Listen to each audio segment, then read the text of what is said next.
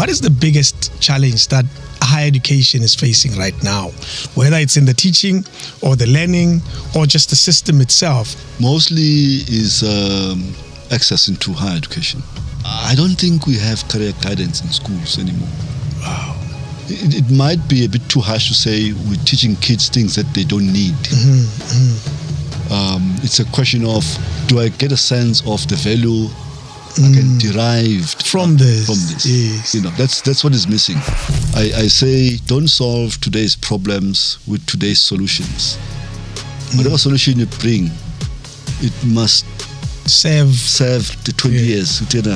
This thing I'm doing would be standing 20 years from now. King David Studio Podcast. You know, one of my goals in life is to speak to as many academics as I can. I love their minds. I love the way they think. I love the way they see the world, and there's a lot to learn from them.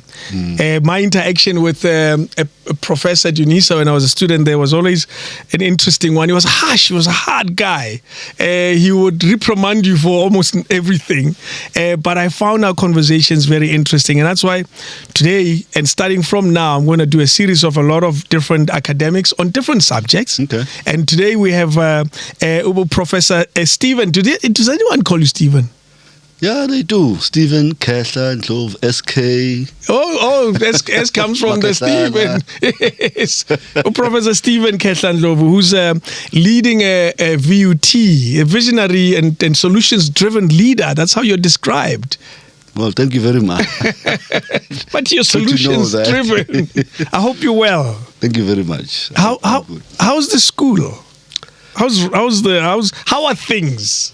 In simple language, Nikrand. I see right. Yes. We are fine. I think if you think about quietness or calm, I think we are very calm. We haven't had major challenges beginning of this year, for instance. You used the word calm. You could have picked any word to describe a school. Why use that word? Because I can imagine with schools, there's always stuff happening. Students not happy with things and so forth. Why do you choose to use calm? I think it's an appropriate word, considering that if students are not happy, they would either go on strike or cause a bit of turbulence in the institution. And we haven't had that. And partly, I think it's because of engagements. Yes. Not that there aren't issues, but the manner in which we approach them, but also making sure that we're able to interact with the students on what are the issues that are likely to affect them.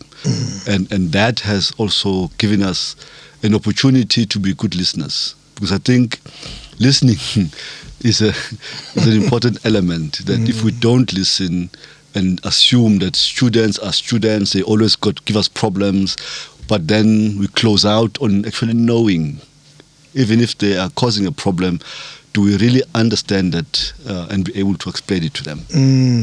It's such an important thing you described. If you don't quite understand their perspective, there's no way you can offer them help. No ways. Yeah. No ways. They might be going off tangent, but if you don't know that, then you are not able to say, wait a minute, this is the way to go, and so on. So we've created an environment where at any point in time, students are able to actually say, we've got a problem with this, assist us. That way, it becomes easy. If we can assist, we say so. If not, we explain why not. You've been in this space for a very long time, for almost 30 years now. 35 in the academic space. Academic, at different levels. Yes. Different. I always say different experiences. I always put it that way. But in the higher education sector, I mean, I did take time out, went to work in Malawi. On a basic education program. Yeah. But interestingly enough, it was because they needed to understand how higher education could assist and support basic education. Okay. So it was basic education. The other way around. I would expect it to be the other way around. Well, I'm sure you know, most people talk about value of private and public education. Yeah. And normally, most states would say, well, why spend money on higher education, which has more private benefits than social benefits? And I think it's always incorrectly understood. Yeah. And that was one reason I was part of that program, because we're trying to say you cannot have better teachers, you cannot have better students if you don't have planning, if you don't have a proper examination system. And all those things are not necessarily basic education. You need higher levels of skills in order to do them. To formulate that entire system, requires... To determine the extent of resources required, the planning part of it, and so on. So all those things require skills that are higher than basic education. Of course, yeah. So, what drew your attention to education as a sector?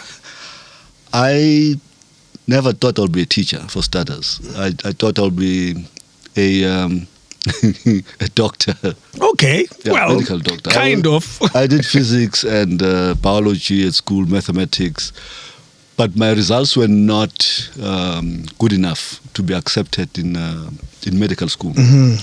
So for some reason, I can't sit and do nothing. Must do something. Yeah. So I had applied to other universities, of course. And when Zululand responded to say, yes, you can come to do Bachelor of Education, I said, okay, so be it. It sounds like it was a compromise, though. It was a compromise. Yeah. I as I said, I was like looking forward to doing medicine. Hence, at some point, I think when I talked to friends, one friend said, you can get your glasses and then become a doctor. Well, I guess. You wear glasses. Yes. And then you look like a doctor. You've solved that, though, over years? Well, it was a joke. Yeah. But I think within 5 years of finishing my postgrad, first postgrad, the Bachelor of Education, and then I made sure I get a doctorate in education, of course. Simply because also the dean, Professor Tool, if I remember correctly. So we a group of students coming to do Bachelor of Education, and he says, "Why are you here?" So in education, M+5 was the thing. What is M+5? Well, matric plus number of years. Oh, got you. Yeah. Yes. So a teacher would be M+3, the diploma. With a degree, we are M+4. With an honors degree, M+5. Got you. So effectively, I can leave university and get paid higher than teachers who've been teaching for long. Okay. So that was our mentality. And he says, well, for starters, your honors is not going to help you with high school. Okay. There's nothing that you're going to teach you at this level. And then we realized that he was correct. Yeah. Because honors wasn't talking about what we teach in the classroom. What was it talking about? Systems, management, planning, comparative education, looking at different systems. Then I realized that, this is odd. But then what do you think we should be doing here? Then he said, taking honors, Bachelor of Education means that you are becoming doctors. Okay. So you might as well. Yeah. He didn't even say masters. He just said, you are beginning to be academics. So here we're producing academics. So we expect you, after this, to look forward to your PhD. You said, but there's a master's. Says, no, that's a stepping stone. You just practice what you've learned here. So please, when you think about it, that's how you should look at it. So the notion of being an academic also made sense, because when they offered me a temporary lecturer position, then I'm realizing that I'm becoming an academic. Yeah. So I had to start focusing on becoming that academic. Yes. That's how I ended up with the PhD. And you stayed in the space in that sense. Yeah, 35 years. It's crazy. 35 years, but all of it's not in one environment. I mean, I taught at the university for 6 years, and then worked for the Department of Education for 4 years, I think 3-4 years, and then worked for United States Agency for International Development. Okay. Call it development assistance entity for another 4 years or so. But then I was recruited from there to actually go run a project in Malawi. Under the University of Massachusetts. Okay. Focusing on building a cadre of senior managers who are supposed to run an education system, and within the context of looking at what basic education was doing, but how then do we make sure that we constantly produce policymakers in the Malawi environment? But I stayed on a year, not a year, it was less than a year, because when I finished my 2 years, I was asked by the Institute of, the American Institute for Research to run another project also in basic education, focusing on math, science, and English. Yes. The interesting thing about it, though, was that I learned there that there's a lot of things we're not doing. Because of resource limitations, they had something called master schools or master teachers. Okay. So they would cluster their schools into groups of 4 and say there's a good mathematics teacher in that school. Therefore, all the teachers over the weekend would go and work with that teacher on all the problems they're having in their schools. Almost be students. Yes. From that one that's doing well. Yeah, but the whole idea wasn't about teaching them. It was about what is troubling you.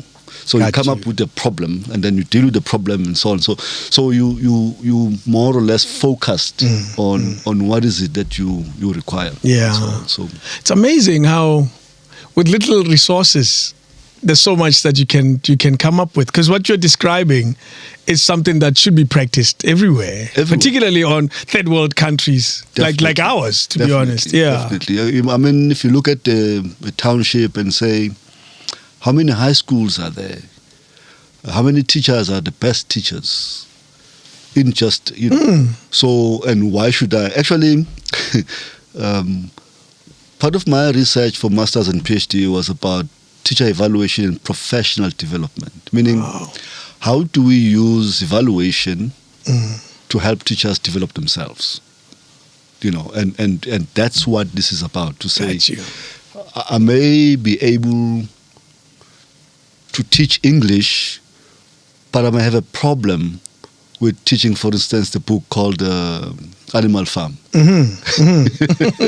Because I wouldn't understand how conceptually animals, and I have a problem. But I'm a good English teacher, but I have a problem with this one.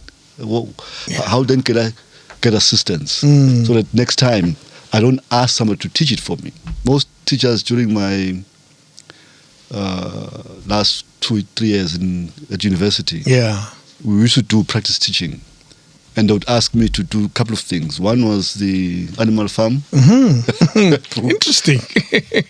and history, because it's a political book. It's a political book. Yes. And history, the causes of the First World War, the revolution, French and Russian. So for me it was easy, because English, literature, history, and I'm not only reading the book, but it's history. It's a history book, but in a literary form, and it was easy to teach. Then I realized that no, man, we need to help education determine if teachers have problems, and then be able to focus on those problems. Do you know, in my planning for this conversation, because I don't think there are very few people who have walked your path, and I say this very carefully because I'm sure there's someone saying I've done better than him, but there are very few people who have lived such a strong academic/administrative role that you've lived. You've been in the classroom as a teacher. You've been in all sorts of positions, particularly those like Department of Education, before it became basic and higher. You were already in the system, policy making and so forth and so forth. So you're already in the system. And when I read it, you worked for so many universities. You were part of the people that started two brand new universities. Am I correct? Yep. You see what I mean? And I look at it and I say, if there's ever anyone who can help us solve these problems, he's standing right in front of me. And let me tell you, at the heart of my question about South Africa and education is, why is it that we are unable to use it to benefit this country? And I say this, and I could be completely wrong. The premise of my question could be wrong, but help me maybe decode my own question. Okay. Look, maybe put it differently.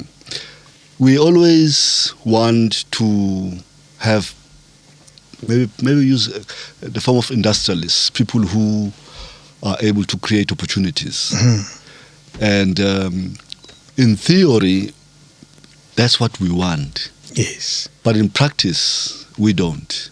Okay. We have very limited ability to actually say, I know Kesler NDLOVU can do this. Then we ask him to assist, if it has happened in very small areas. But it's something that we have to think about and say, maybe put it this way, I was asked by Minister Kada Asmal to participate in a project for the establishment of the higher education information application service, meaning how possible is it for South Africans to apply through one system to university and be able to have choices. Currently, we have to pay maybe 4 or 5 universities that we're applying to. Yes. That project, as early as Karasmal is the 90s, is the late 90s. It hasn't taken shape the way it's supposed to be. I know the department is currently trying to do something similar, but it's not helping students to be able to freely apply. And say the best you could get is KwaZulu-Natal, where we have a central applications office. All the universities in KwaZulu-Natal, students apply through that. They only send one application. They have choices up to 10, And then as you, for one, we know how many students have applied and applied for what and which university. Got you. Secondly, if the results come out, the students are automatically informed by the respective universities because of the automated system to say, well, you've been accepted, you've got 5 days to respond. If not, then we go to another one. So today, we wait. We wait. We don't know how many students we have until this closing day.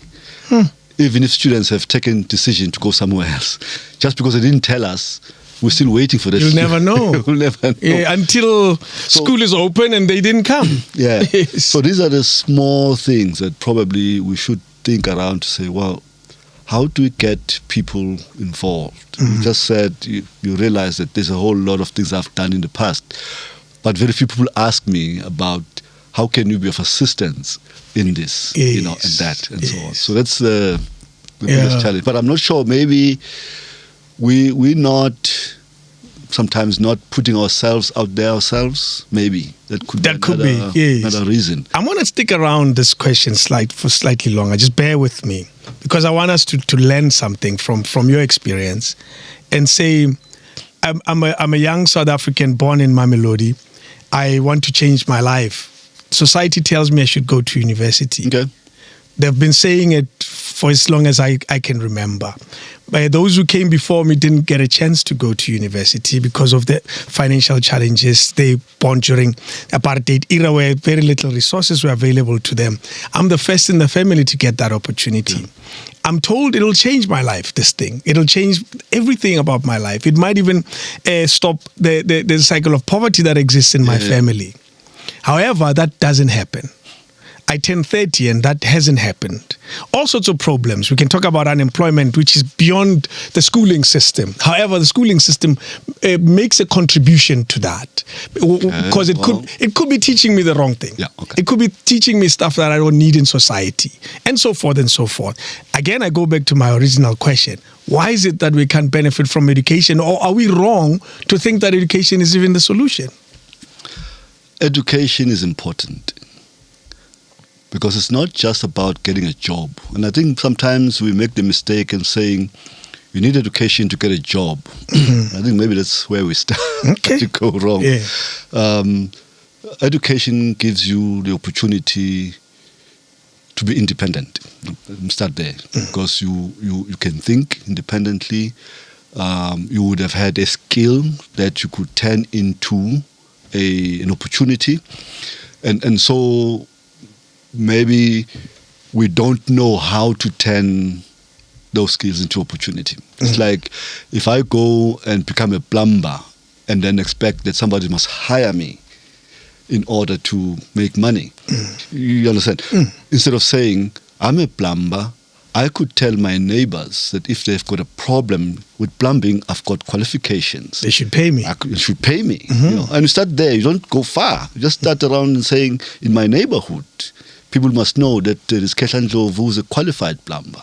You know, and that could be your starting point. So we're not taught how to convert our knowledge into opportunities that would really create jobs. Because now, if my neighborhood hires me all the time and they've got plumbing problems, I'm going to need somebody else to assist me, an assistant. Absolutely. You know, so that's how we should be understood. Of course, not all careers turn out like that.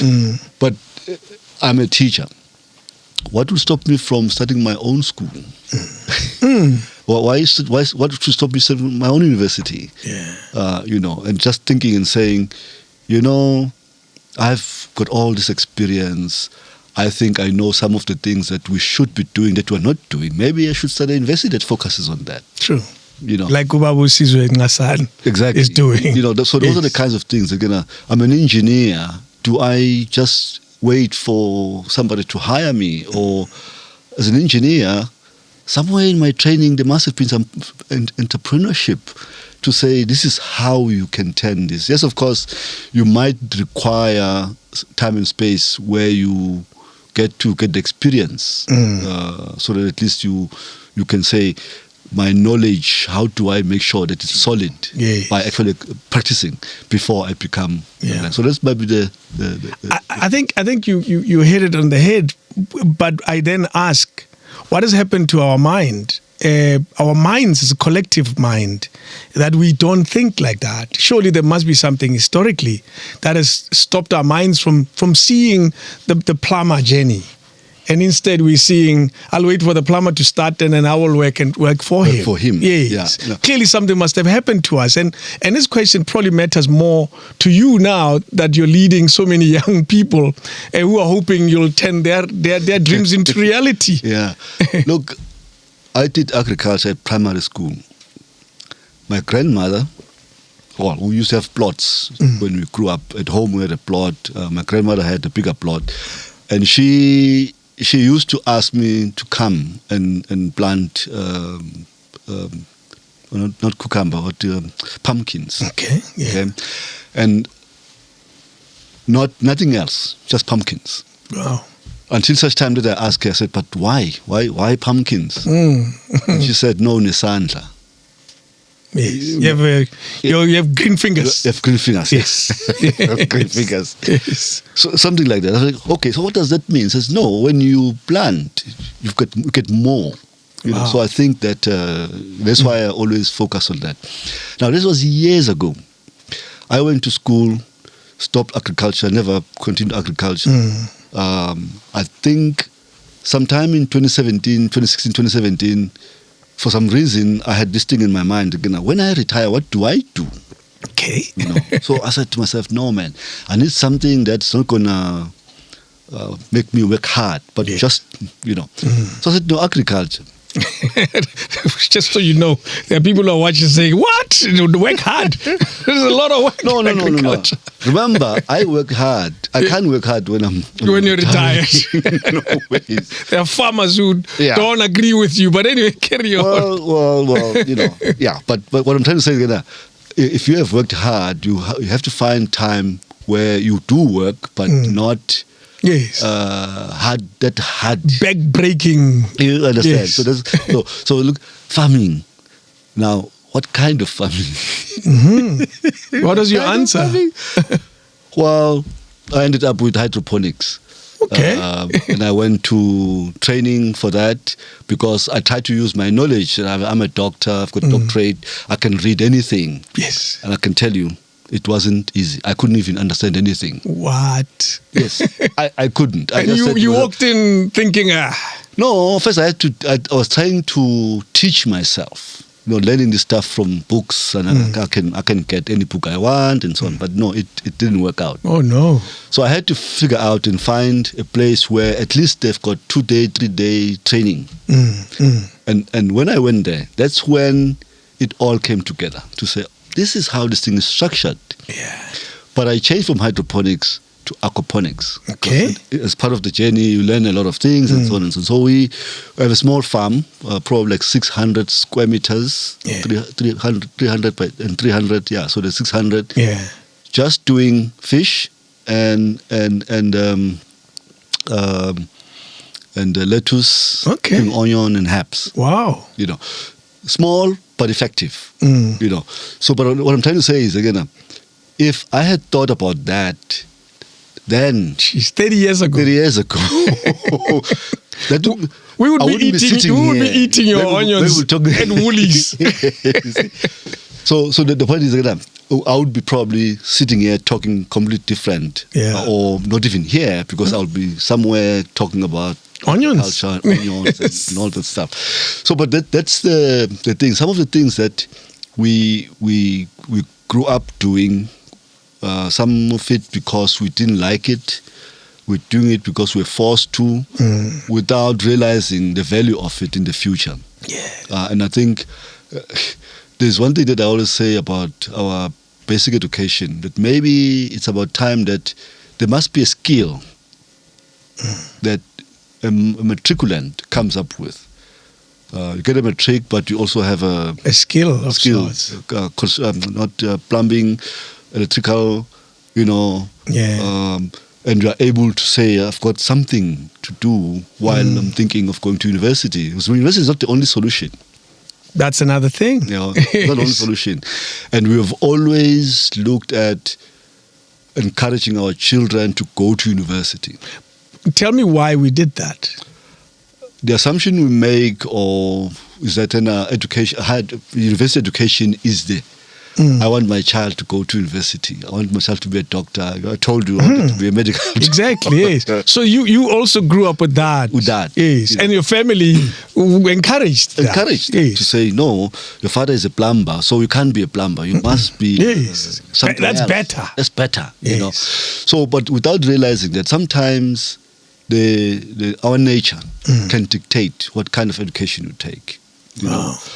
Somebody who works with his hands a lot, probably is better off going to a TVET college or a University of Technology, but that would be a bit higher level then. But if you work with your hands, why don't we encourage people to work on that? My son is doing IT today, but when he was 5, he could make his own sauce for food. For his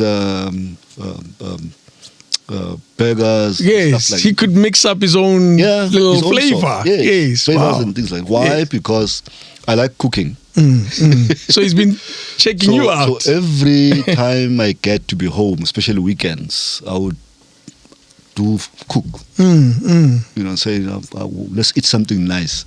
And we'll sit down with him, go through books for recipes and decide this one, do a shopping list, go shopping, and then we stand there with our aprons and try to figure it out. So from that point of view, he began to like food and knowing that he can do anything. So today he did culinary at the high school. Okay. When he finished matric, he could actually go and work in a restaurant and be a chef of some sort. It started there. Exactly, So, but he's in IT. Well, I'm glad you're using him as an example because it's a lived example. What happened? Because he could have been going back to the plumber example. He could have been going back to the farmer example. He could have been, you know what I mean? Yeah. But what happened in his context, in his case? Well, how did he end up with a career that is not likely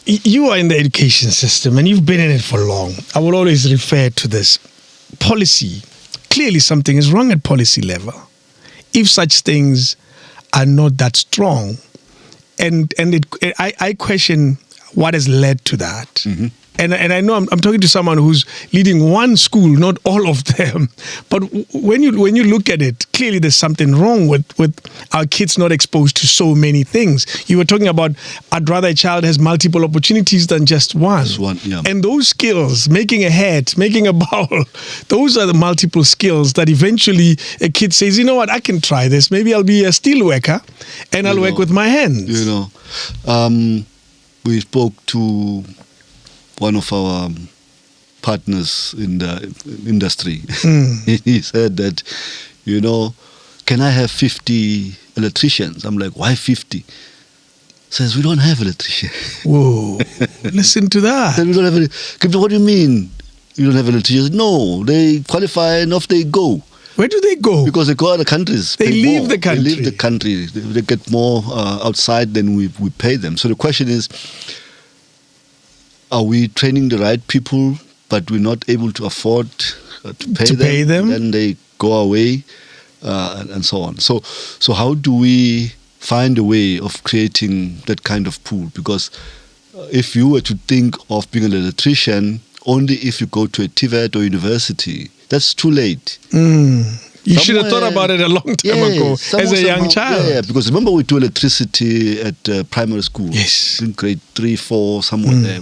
We know current. We know connecting those. I remember those diagrams as a child. Yes, but do we tell kids then that this could lead you to be an electrician and you are able to do all this wiring we see, So, because by so doing, then you're actually encouraging to think about it more differently than it's just a chore. I must just pass this thing. Yes. Most of the time,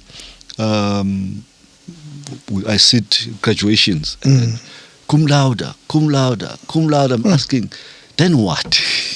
Oh, it's a big question for someone in your position. Yeah. Then what? Where are these cum laudes going? Maybe for us it's a bit different in the sense that anybody with a diploma disappears because industry take them. Okay. So we may have a problem getting somebody coming for advanced diploma. But the way we should think about it is to say, what is it that we are teaching them? Yeah. If I ask you to write an assignment, am I just asking you to register information, or am I teaching you a skill of writing? But am I told that I'm being taught a writing skill? Am I taught how to write a report? Because sometimes you get somebody graduating and you ask them to write a report, you're like, oops, that's not how you write a report. They don't know. But the person did write a report. At some point. But because he was not told that actually it's not about the content of the report. It's about the way the report is packaged. And what does it tell somebody who wasn't there? Listening to you makes me sad because I realize the flaws in the system. There's so many flaws in the system. Almost like you wish you could call everyone in one hall and say, this is how we should teach our kids. Yeah, well, sometimes we want to load a lot of information because we focus on kids knowing instead of saying how to. Okay. I can teach you how to drive a car. I can teach you how to strip an engine and put it back. But the theory around it is what we focus on. I like to tell you, no, this is how you strip an engine, but you don't want to see. We don't ask the big question, the why. Yeah. Jurisprudence in law doesn't ask the wrong or right. It asks the why of the law. Why is it illegal to drink and drive? It asks a simple question like that. And it doesn't say it's wrong. It leaves it there. No, it says, but let's understand why. Because then the understanding from the why becomes much, much broader and much more entrenched in your brain. Yeah, that's true. Yeah. So I think we should, when we look at our education system, both at primary, high school, is more of saying, how to infuse the things that people need to know generally. Because some of those things are critical in terms of how do we end up understanding. I did mathematics at high school. Yes. And part of that is trigonometry. Yes. Okay. And I don't know how many people have watched the movie called that lady going to space. Which one is that? It's just playing a couple of months ago on Netflix. But the trick about it is that they use trigonometry and other forms of mathematics, but the starting point is trigonometry. How to get a spaceship into the moon. Okay, so if somebody told me that at that age, why you were learning trigonometry? Yes, why trigonometry is important, because it will help you understand how to calculate to get a spacecraft from Earth to the moon. Yeah, I would have probably become a different mathematician. You understand? But you would have appreciated it differently. But I'm sitting years after university watching a Discovery Channel, and then they explain how the scientists do the trajectories using trigonometry. Yes, you say, oh. So if they told me that, I'd probably be the one doing it. You'd probably be living in the moon, on the moon. It's interesting you say that, because I don't see us right now currently working towards making that very education that you're describing possible for young kids that are at school now. And it brings me to a problem that I live with every day in my life. The inequality of our education, particularly at high school and primary school level. At basic education, where there's a group of rich parents who are able to take their kids to the schools that will help them with the why. Yes. The why you're studying trigonometry. And then in the same country, we have kids who no one is telling them the why you should study trigonometry. And yet they come together at the university. Same classroom. Yeah. And they are facing the same circumstances. Others struggle, others make it, and so forth and so forth. What is the true solution to this? Because for me, the inequality of education is what will continue to carry with it the inequality of our society. Maybe let's put it in today's term. Okay. And is it the content or is it the how? Give you an example. I'm sitting working for USAID, and they say to me, you have to go and learn federal acquisition regulations. Okay. So, okay, that's fine. How long will it take? I said 2 weeks. Yeah. Like 2 weeks? Sounds like a little time. That's too little. Yes. That's too little. Yeah. In terms of the content that I'm looking at. So maybe a 6x6 room, and say all the paperwork, if you were to put it in that room, that's what you'll get. Okay. But they had a simple way. They don't teach you the content. They teach you how to find the information you need for a decision. Okay. That's all they do. Yes. They don't teach you to know and regurgitate that content. No. They say it's almost like an open book exam. It's open book. Yes. Yeah. But you look at this book, it's like, this is too big a book. I don't know where to find stuff. So what is it that you want to solve? That's it. Let's start there. I want to solve this problem, or to solve this problem. Therefore, you need to be looking at these things. Then where to find them? It's like walking to a library. You can't just go to a library and get a book. You have to know first that to get a book, there is a small screen that you have to go through. We used to have there used to be a drawer. You open. Go through. Yes. Okay, then it tells you where the book is. So you go and get the book. Yes, that's it. That's how it used to be. Yeah. So they were using the same method of saying, don't worry about the content, but know what is it that you need, and then where to get the content that will help you solve that problem. Yes, exactly. Yeah. So maybe we can teach and enable people to know more because of the manner. Remember now, You can Google stuff, But when you Google, you also need to be careful. This ChatGPT. Oh no. Garbage in, garbage out. Yes. So you need to have a framework within which operate to say, I know when I'm looking for information, these are my parameters that I need to put in place, because that's what you've been trained to do. Yeah. Then the content, you are able to analyze and sift through what is good, what is bad. So on. Because I think it's a skill all on its own to be able to discern from what's good and what's bad. You can't just take it for what it is. If you were to write a prompt for ChatGPT or Perplexity, you said it, garbage in, garbage out. Yep. And sometimes you put the right prompt in, it gives you garbage because it's hallucinating. It's going through its own issues. Yeah. So all of that, but then your inability to identify that this is garbage is also a challenge that you'll face as well. Yeah.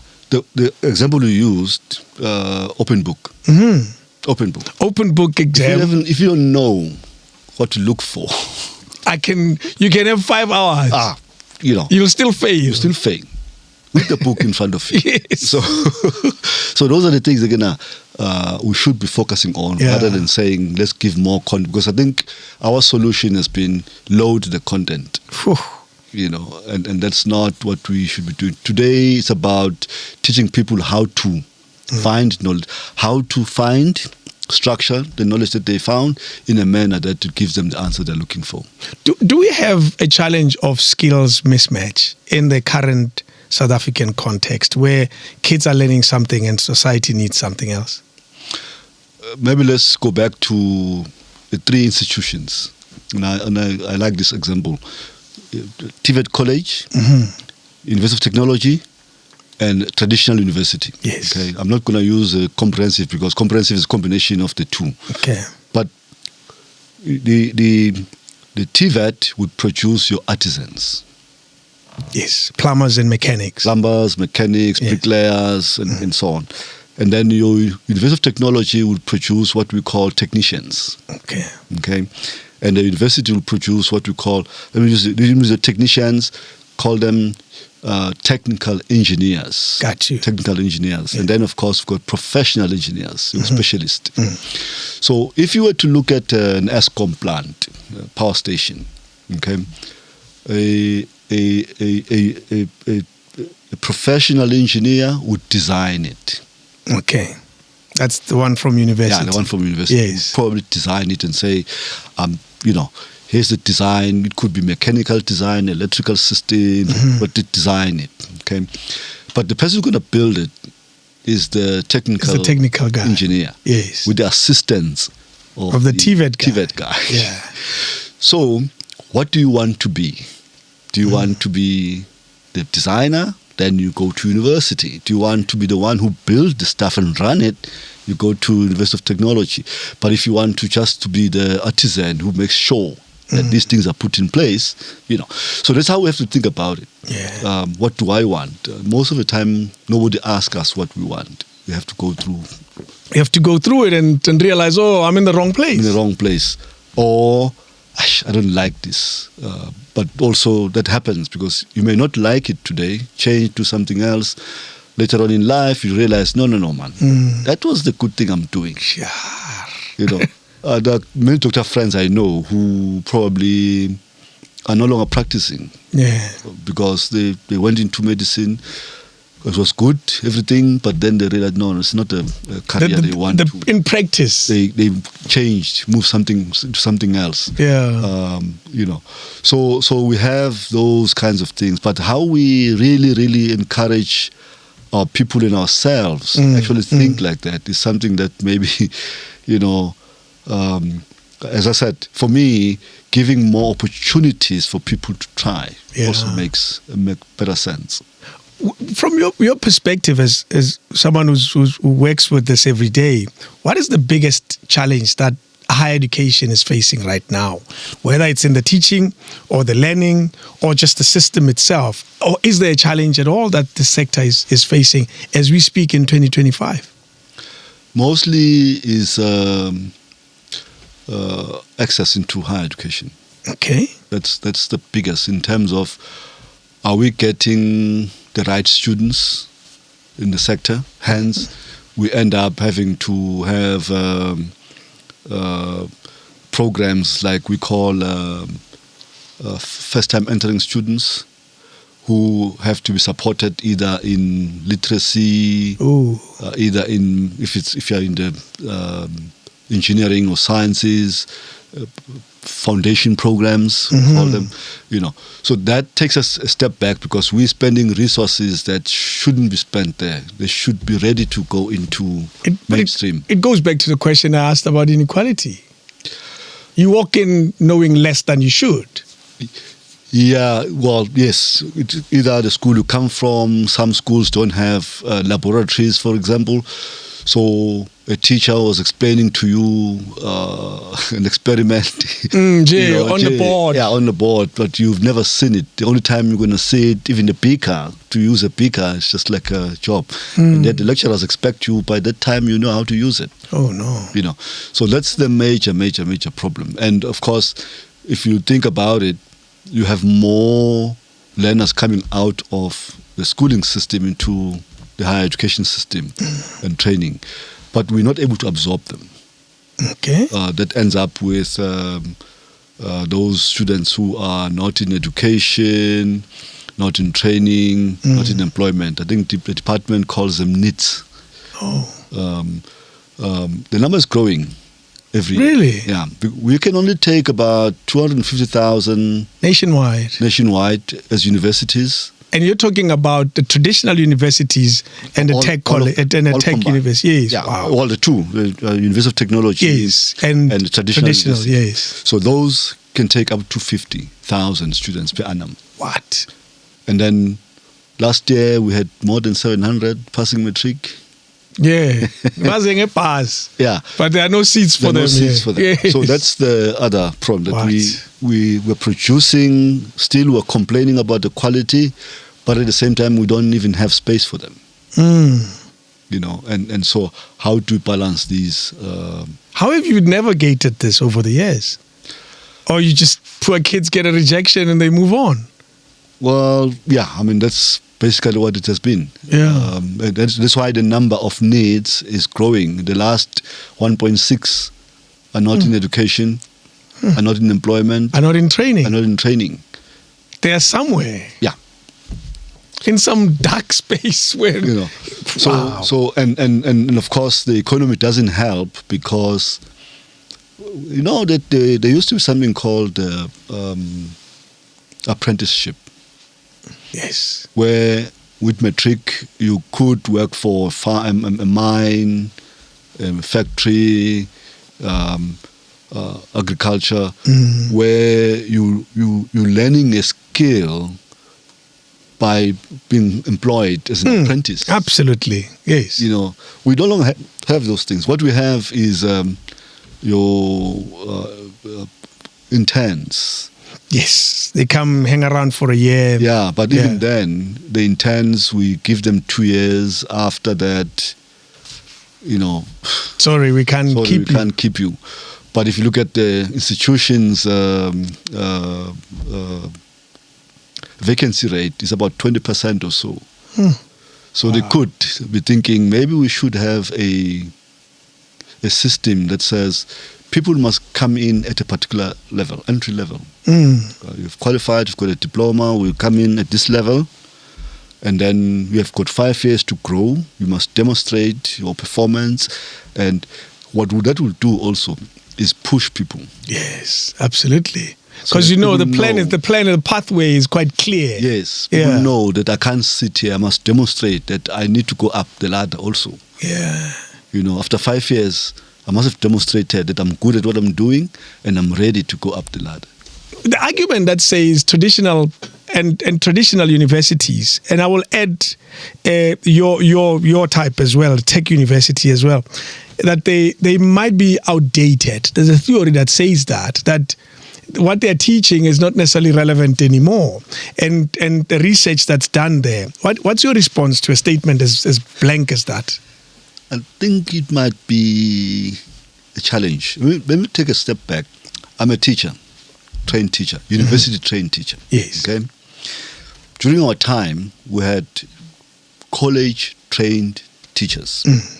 So you can see where I'm going. Teachers' colleges. Teacher colleges. Yes. So the teacher colleges were training teachers on the basis of the syllabus and the curriculum at the high school. That if you are training to be a teacher for high school, you will be trained on grade 10, 11, 12. Biology. Biology. Grade.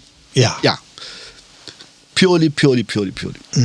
And more so the administrative nature of the work that you're doing, how to do a scheme book, how to prepare, and all of. So that's how those teachers were trained, to the point that when come January 1st, they go to school. They don't need anybody. They know exactly what to do. They go to classroom, except for maybe cheaters of being a teacher for the first time. Yeah. But more than that, you know the work. They know the work. Yeah. They can just teach right away, On the one hand, you had us. That are university. Yes. So we go to university. I'm a B.Ed. In our case, we had, during those days, we had something called Baccalaureus Pedagogia. Okay. Bachelor of Pedagogics. Oh, wow, okay. Yeah, Bachelor of Pedagogics. Yes. Which was 4 years, not 3 years. So at the college, 3 years. 3 years, yeah. University, 4 years. Okay? Got you. So the first 2 years, you just do academic work. If you're doing mathematics, you're doing pure mathematics. Wow. Almost like you should be the mathematician. Yes, yeah. exactly. Yeah. If you're doing history, you're doing pure history, it has nothing to do with, you start with maybe the Roman Empire, Byzantium Empire. Joe, Napoleon Bonaparte. All the stuff. Yes. So the first 2 years, first year, second year, that's what you do. Then you break and go to what we called professional qualification then, which was then taught by the Faculty of Education. Okay. So now you do your method of teaching. If it's mathematics, you're now learning how to teach mathematics. Okay. And then, of course, some administrative aspects of it, but the focus was on teaching and also educational technology. Gotcha. So that's when you would learn what technologies are there or anything that could be seen as technology, could be seen as technology, yes. and how to use it in the classroom. Okay? Gotcha. So those are the things. So you do that 1 year, that's your third year. And once you are done, you could get a diploma or post. Either you could do it at second year or third year. Second year, it was secondary teacher's diploma. At third year, it was senior secondary teacher's diploma. Yeah. Okay. And then you go back to your academic. Yes. That's your fourth year. Okay. So you come out there with the Bachelor of Pedagogics, Baccalaureus Pedagogia, and you go and teach. But the problem, I knew there was a problem. You have no idea how to structure a lesson, how to do you know how to, but you have to remember at the high school, they're probably talking the Russian Revolution, which is just a small portion of. And when you know the history of the world, so now you have to try and figure out how to prepare a scheme book, So those teachers would take almost a year to be, walk through the process of saying this is how you do this, how you do that. Some lucky 6 months, but in most cases, slower ones take a year. So there's a difference in terms of the training. But here's the advantage with the ones from once they get to that, you change the syllabus. You don't have to take them back to school. Got you. But the ones from college, technical college, rather from teachers' college. Teachers' college, you have to take them back and teach them again. The new syllabus. So that was the picture. So the principals, in as much as they were very reluctant to take teachers from university in favor of, they're more than happy after to say, at least we're not going to have a problem of half the teachers going back. And we don't have teachers now. We have teachers, yes. That kind of thing. So there is that element of saying, do we understand what the different offerings are? Yes. And what is it that we're looking for? But that is no longer the case. Well, it's no longer the case. Because one has been shut down completely. But still, that challenge is now still there. Except that again, now we I think when I was at Zululand, we had to take that into account and recalculate the professional year to ensure at least our teachers, 50% of what they expected to know at school, they must know. They must know. So basically, they must be familiar with the curriculum. Yes. Yes. Otherwise, what's the point? When they look at what they know, they're able to say, "Oh, okay, we understand the curriculum. How do we then structure our knowledge to be aligned with the curriculum?" And that becomes quicker. But also, there's administrative aspects of running a classroom, those things that we didn't do, but we had to bring in as part of developing curriculum. You landed on the job in that context. Well, I didn't teach. Yeah, I know, but if those like you who went to high school, they had to learn it on the job. Yes. They had to learn on the job. And so, but we have to accept that, because remember also that university education is not supposed to be purely skills oriented. Because of that element, we're giving you knowledge. Yes. Give you this knowledge, then at some point this knowledge is going to come in handy in all that you do. And then how to translate it into daily. So I do hear people saying, universities must teach skills. That's not the university's job. Mandate, yes. No, that's not. Let's understand what universities do vis-a-vis, as I said, the distinction to the three institutions. So, because I don't expect somebody to say, now we should be producing plumbers. At university. At university. Yes. I mean, the question that was posed to me, where do we get electricians?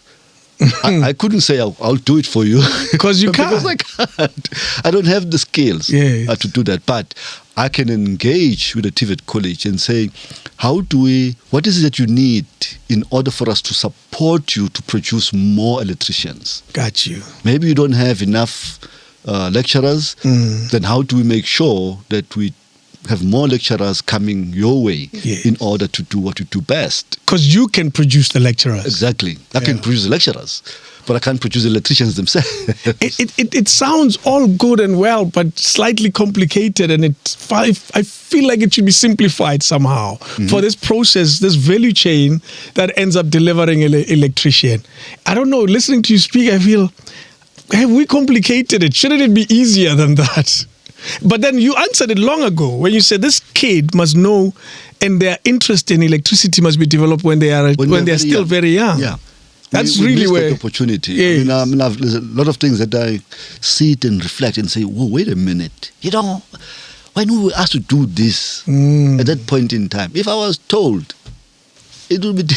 You'd be a farmer. I'll be a farmer, you see.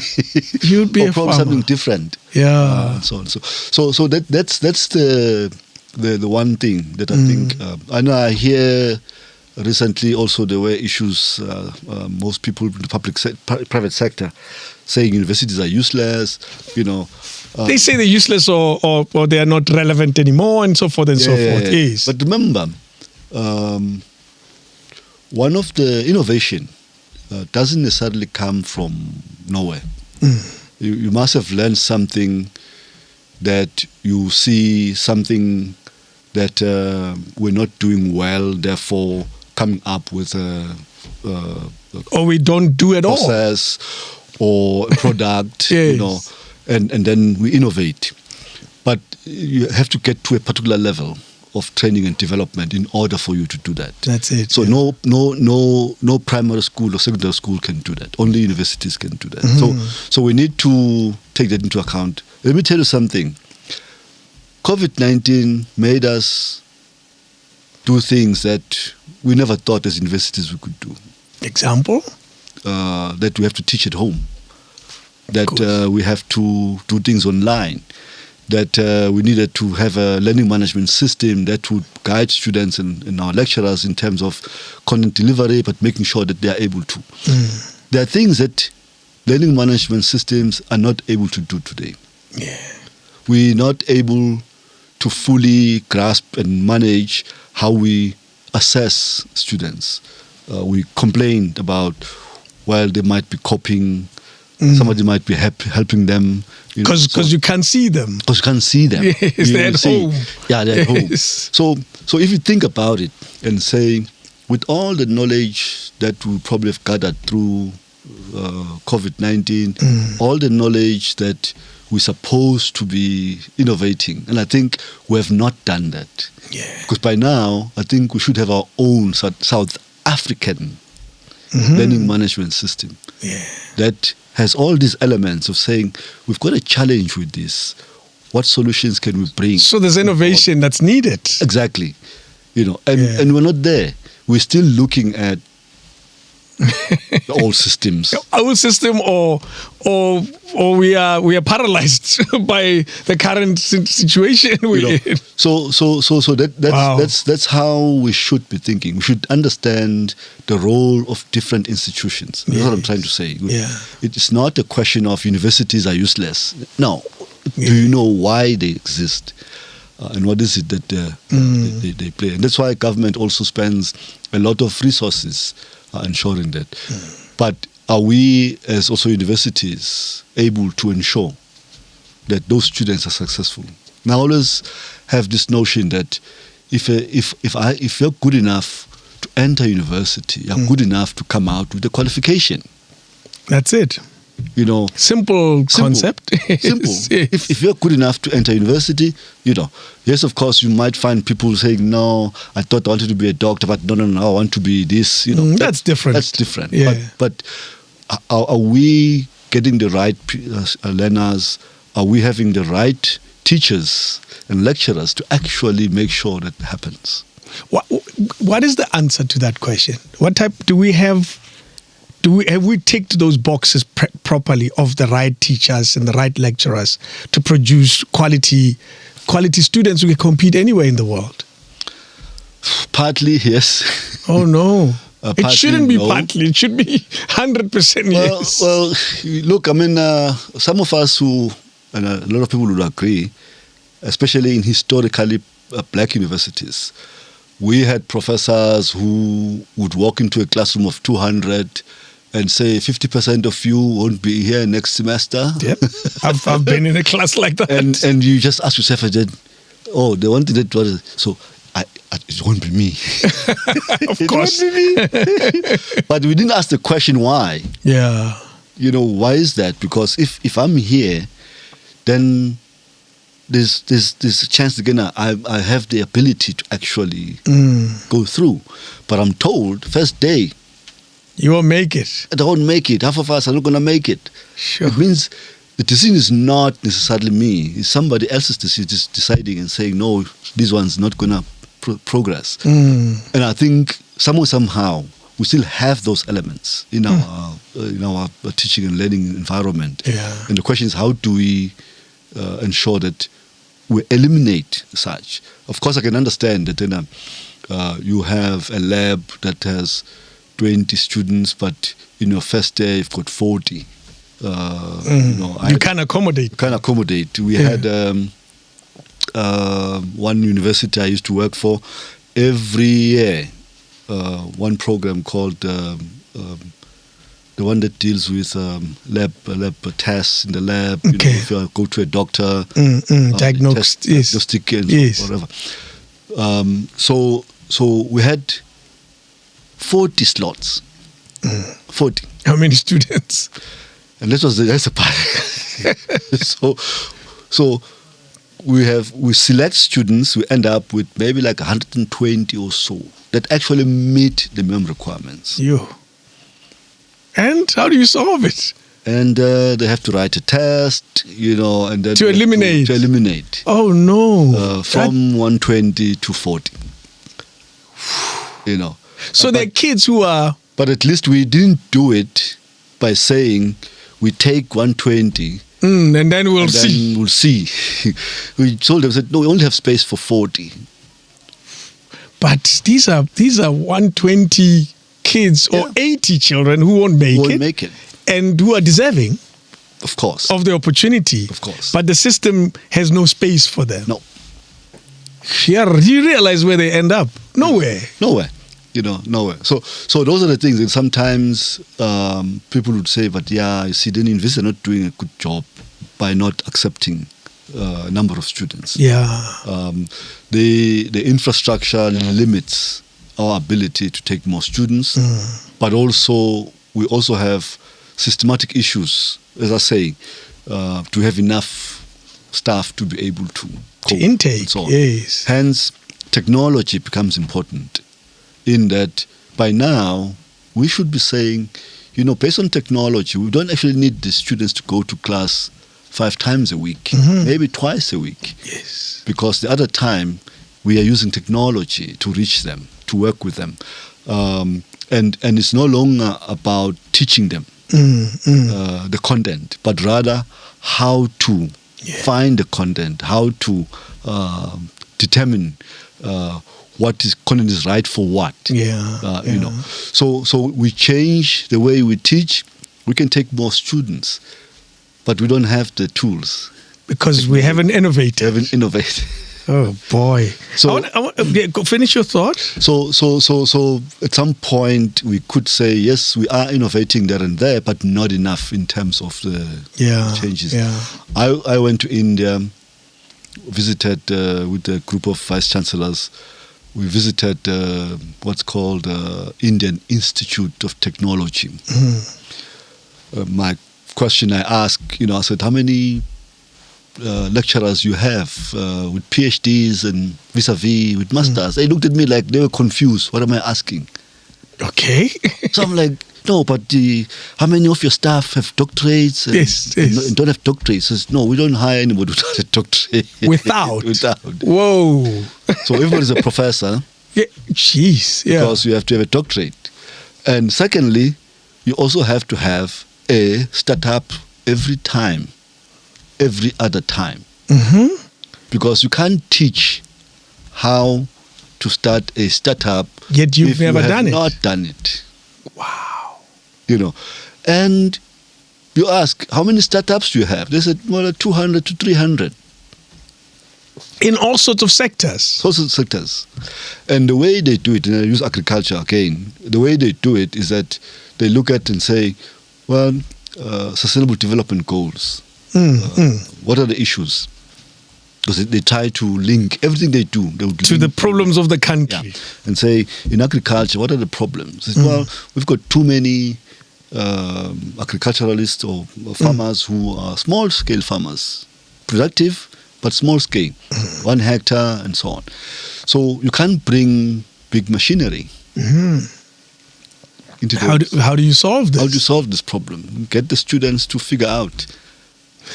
I would like to think, with my ignorance, that that's what our universities do now. Am I wrong in thinking that? And if I am, by all means, let this be the moment where we find out that no, universities in South Africa don't solve the problems. Look, in theory, we say for masters and PhD, there must be a problem that you want to solve. Yes. But in most cases, those remain theory. That's the problem. They stay in the library. They stay in the library. Okay, and we as University of Technology, we're supposed to do applied research, effectively saying, if somebody has come up with this theory, how can I turn it into something productive? So I can take the same research and go through it and be able to say, I can produce this out of this, a product that can then be utilized. And so on. So we take that. That's a very limited. I'll give you an example. Just this year, one of the PhDs spoke about effluents that may be harmful. Okay. Paracetamol, in wastewater. So I'm sitting there thinking, we use paracetamol. All the time. All the time. Yes. We use it. So we can recycle it. So the solution is right there.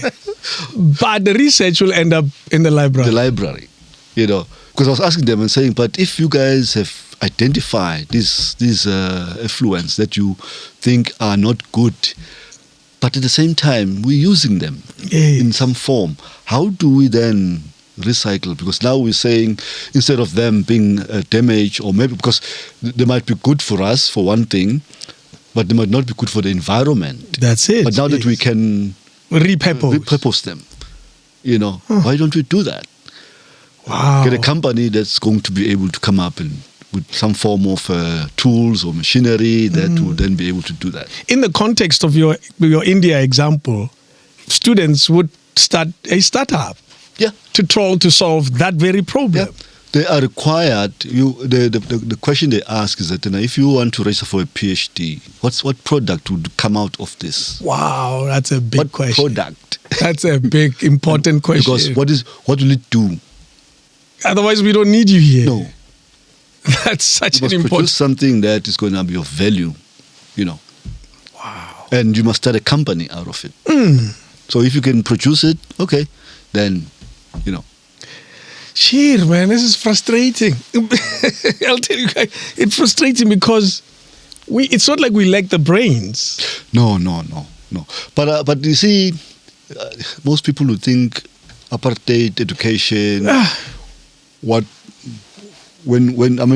nobody thought that going to school, you're going to start a business. No, that's not how we were wired. So we were wired to be workers. Absolutely. Come out of university, or if you go to school, university, you come out, you work for somebody. Interesting you say that. Let me conclude your statement. We were trained that those who start businesses are hustlers at home, who open a corner shop, any cafe. Those were the businesses, but not the big conglomerates. No. Huh. No. So we don't lack the brains. No, we don't. We actually have the brain. Yeah. It's just probably the way we're using them that might be different. What an interesting reality. I like the Indian model. And surely this is something that you would want to apply, because part of your statements is that you want to produce entrepreneurs, not workers. Not workers. Well, what we want to do is also setting up a program for PhDs. Okay. And I want to start with staff at the university to say there's an opportunity for you to go to India, but only if you want to come up with a product. Wow. You're taking that model and saying, here it is, let's do it. Only if you want to come up with a product. If you don't get enough, then we'll probably open it up and say anybody who wants to come and work for the university in years to come can come and join us in this program, so that when you finish, you come back to the university, we work with you. I don't know how much soccer do you follow, if you do at all. South African soccer. South African soccer. Well, you know enough about Chiefs, Pirates, and Sundowns, at least. Yeah, that's the reason why I don't longer watch soccer. That's not the Chiefs are in. Oh, team that's the problem. It's not encouraging to watch soccer. Anyway, it's bringing me to this question. Yeah. About having a team like Sundowns, and I'll use that as an example because it's an obvious example. People will say I use an example because I support it. That has more money than all the teams. That has more exposure to international games, meaning that they gain way more experience than all the other kids in class. And they go on to play in the World Cup. They come back with all the experience and the money to buy the best players in the world. And yet they have to come back and play in this league that doesn't necessarily have teams that are exposed like that. Yeah. Don't you feel, with the Indian expectations that you now have in your mind, that you're bringing them to an environment that's not ready for them? An environment that will ask too much of the people that are in this particular league. Essentially, I'm saying Sundowns is coming back with all these skills and talents and money, and yet they still have to come and play with these kids. You know what I mean? Under the same circumstances. Aren't you expecting too much from... In golf, they say, if you want to play better golf, play with the best. If you play with mediocre, you'll stay that way. Stay that way. Yeah. And it's a similar kind of thing. 100%. Yeah. Look, I'm hoping that at least we would have started something completely different that is focused on saying we start looking first at the problems we want to resolve and then how best we go about doing that. And I think from that point of view, there's hope. Yes. Of course, if it doesn't change the environment, it could lead to them falling back, into doing the same thing they used to do. Exactly. Before. Yeah. But I'm not looking at people who are too old. Okay. I'm not age discriminating, but I'm looking at people who are young, give you an example. One university, we were introducing, this is very like 2012, 2013, we're introducing things called student and staff portals. First time to enable staff and students to interact online. Okay. So the ICT team comes to me and says, we have prepared a presentation. This is how we're going to do this presentation. And I'm looking at them, I'm thinking, the moment this guy steps on the stage telling lecturers what he wants to say, I think they'll run away. Why? Because they'll look at him and say, this guy is IT, he's got a master's in IT, and therefore whatever he's talking about can only be done by somebody who's got IT. Ah, okay. So already they box him. So So I said to him, look, I think I should be the one doing the presentation. Okay. And he says, yeah, but I'm not sure whether you know this stuff. I said, I'm a teacher by qualification. I teach educational technology. Okay? So I don't think that's a challenge. And by the way you're doing it is all wrong. Yeah. I want you to go get me iPads, which just new tablets. I want you to get me a tablet. A tablet that is going to allow me to walk and talk and write. As whatever I write here is must appearing appear on the screen. Yes. If you can get me that. And this is why I said, that's how we teach. Yes. A teacher who stands in front of the class must talk and must write. And everything I'm writing, now I can't be turning. No. I must write here and then appear so they can see. And I'll demonstrate. You know. It took them 2 weeks to get the things together and so on. But they did. Yeah. Because see, they know the technology. I don't know the technology, but I know what I want. So did that, came back. We then had this presentation. Yeah. So I did it. Now, there was somebody from one of the biggest software companies who was also part of the presentation. He asked me a question. He says, wow, so what qualification do you have in IT to be able to do such a presentation? Like, qualification in IT, I don't. No. And you know what? The people I work with can't do what you just did. Wow. You know the difference is, you guys are technologists. I'm a teacher. True. Who understands how to use technology. So that's where we start. Yes. Okay. So because it's me who's doing the presentation, first thing they say, no, the administrator doing this, we can do better. So they get out of there all enthused Yes. to show, no, they can do better than I do. Yeah. But if the guy from IT did it, it would have been completely very different. Different. So that's how sometimes I think about these things, to say we always have to think about how do we get things across. Yes. The methodology we use to get things across becomes important. Yeah. Call it the delivery of the message. I mean, communications. That's my world. That's my world. The delivery part becomes also important. Yes. The message might be good, but how we deliver it, it could be different. Do you know, I want to go back to a small point that you raised about teachers' colleges. Do you think we made a mistake by getting rid of them? Would they still be necessary today? We realized that, my experience, actually the original idea was not to close them. Okay. Was to incorporate them under universities. Got you. But we are academics. Uh-oh. We are academics. Yeah. So we thought, no, this is not what should be taught. Oh, no. We changed everything. As I said, we were lucky because we knew what was the difference. But in most cases, the universities that took over colleges, they just changed everything. Okay? So rather I would have said, how do we ensure, one, that we've got that college that produces a certain type of teachers that later on they could progress into university. And actually, if you think about it, that's what used to happen. Most teachers would go to university and teach for a couple of years and then go to university. UNISA, studying part-time, all of that. So we missed that connection. And even if there was a need for a change of a college of education, we should have done it differently. Yeah.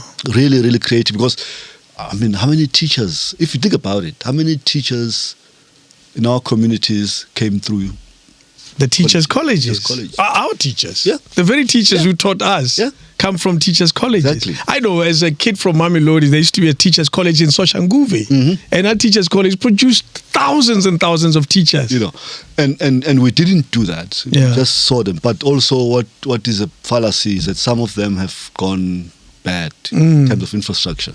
No, absolutely. You know, so it's just a relic of an old bad system. Yeah. But I mean, we got a problem with, now we've got the early childhood education. Who are the teachers teaching there? And where do they learn? Yes, where do they learn? The primary teachers, where do they learn? So clearly we missed this. Yeah. I know we tried to introduce one university, a Bachelor of Pedagogics in primary education.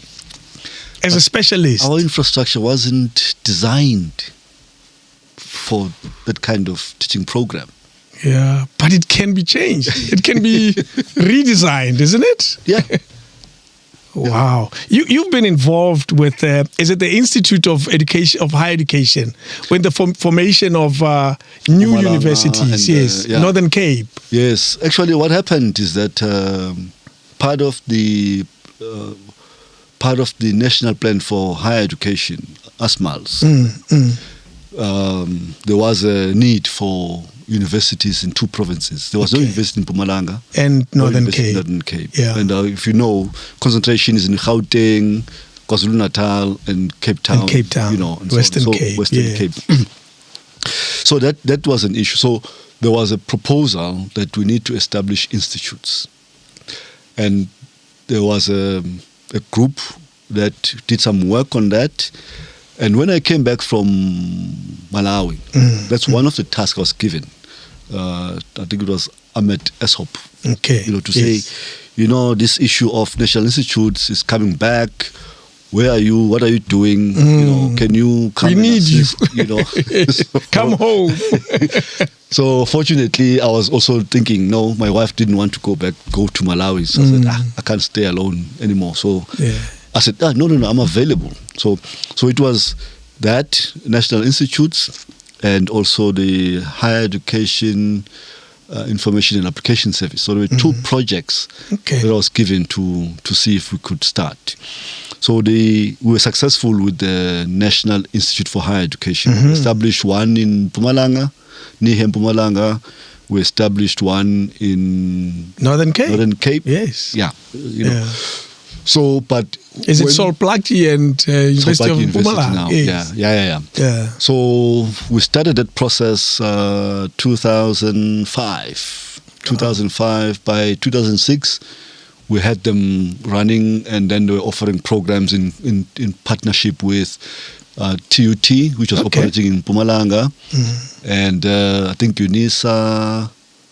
VUT was also offering programs, and VUT was also offering Secunda. So there was that partnership in terms of how to take this forward. But at some point, the idea of that, well, it's not enough to be having the national institutes. The urge for a university was still brewing. So we were then asked to do, especially in Mpumalanga, to do a short review of what would it take to start a university, using the National Institute as a basis for the university. And our proposal, when we submitted the report to Nzimande, was that we take TUT campus, the Secunda campus of VUT, the TUT Witbank campus, and there was a college, Siabuso College of Education, that was used by Pretoria University then to produce teachers, to continue the teacher education program. So combine all those and form the basis of the University of Mpumalanga. Gotcha. Okay, and the same was going to happen in Northern Cape. Fortunately, when I think it was 2009 that he became the Minister of Higher Education. When they were separated, when they were separated. So they looked at the report, they realized that actually up until then, the democratic government has never established a university. No. In what, almost more than 10 years into democracy. Well, why should we combine these? Rather establish a new university altogether. And remember at that time, we as universities were also getting infrastructure funding from government. So every 2 years, 3 years, they would announce and say there's 2 billion for send proposals. So they decided again a part of that money would then be used towards establishing the University of Mpumalanga, a brand new university. Yes. Yeah. So if you ask democracy, those are the 2 new universities. Yeah, that's one of a few victories. Yeah. That's it. We do add though, in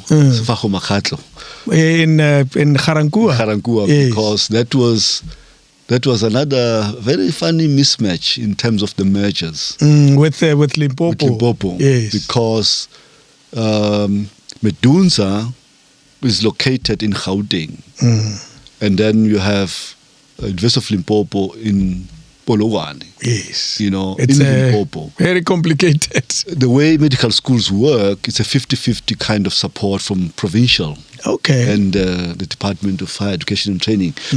So we are sitting in Garankuwa. You want the provincial government to support you here in Gauteng, and they tell you, no, but you belong to Limpopo.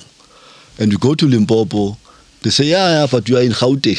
Yes, you're not. How can we so who supports you? Who supports you? Yes. And so on. So that's one measure that I think didn't go the way it's supposed to be. Yeah. Dismantling it was a good idea. And reformulating it. Yeah, establish it as a new university of health and sciences. Yeah. But also helping Limpopo establish a medical university. Its own medical university. Yeah.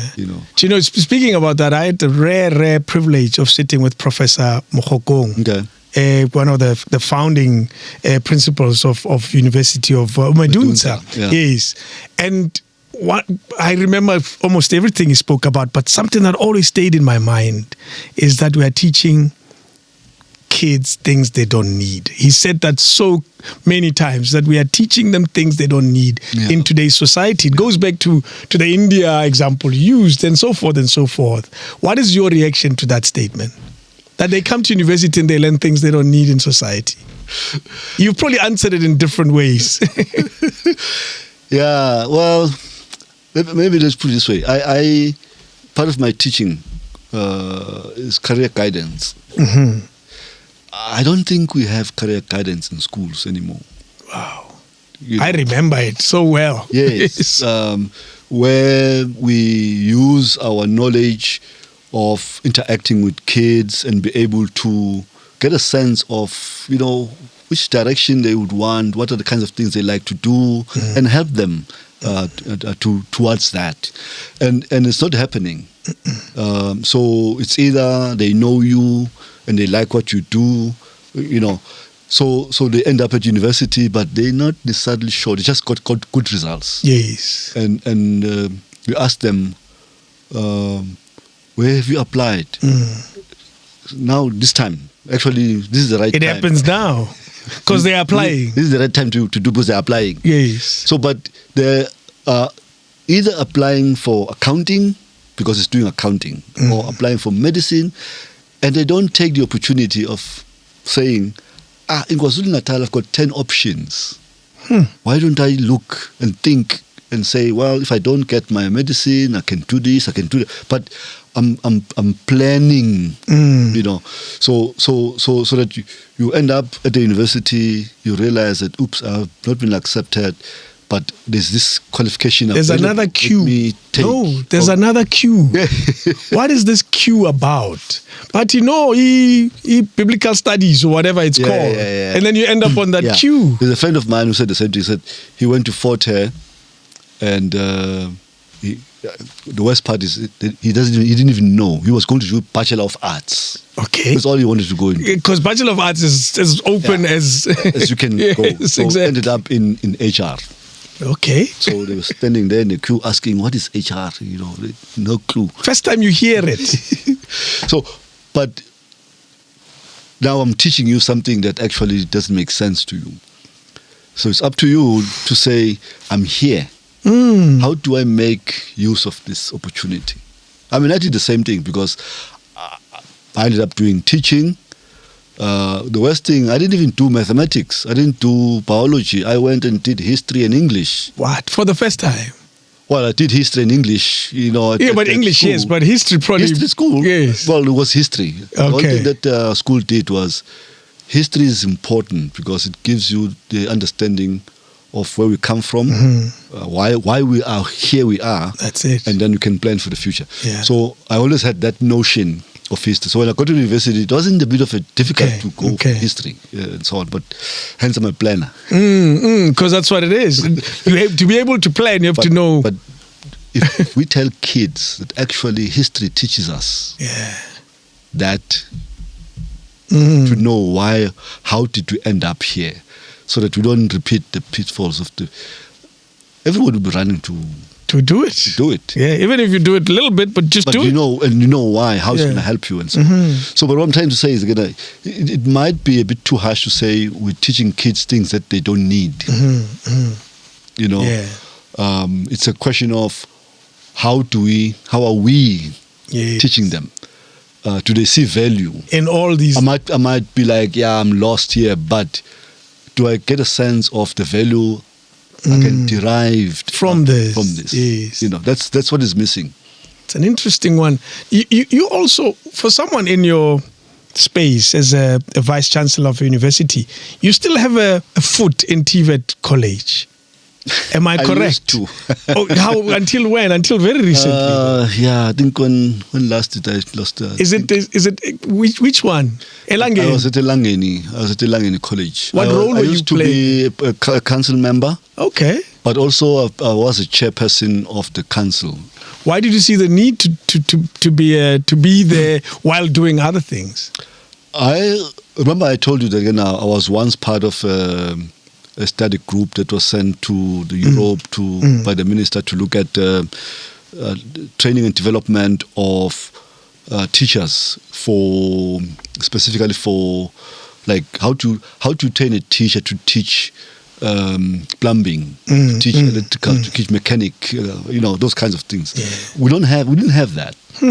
So part of that, then I realized that there's a whole lot of things we don't understand about TVET colleges and the value that it can bring. And I saw myself as someone who saying, I can add value in this type of institution, first by understanding how it works, but also making a contribution. So you had to be there to know it, to see it. I mean, you learn by doing. Exactly. Yes. So I had to. So I worked with them for a while. It's only when I came to back to Pretoria, that I realized that at a distance it became a bit of a challenge. Okay. Because the idea there was again, you need to be in and around a radius of 200 kilometers in order for you to add value. If you're too far, it becomes a challenge. Let's talk about your university. You've only been there a year and a half.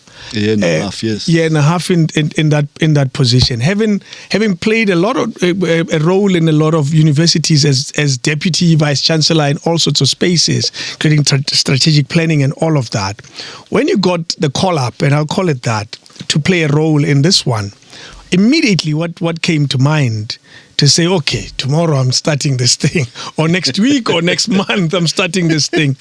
What was going through your head when all of that was happening and the date was getting closer and closer? What were you hoping to find or hoping to do? Because when we take office, we come with big ideas.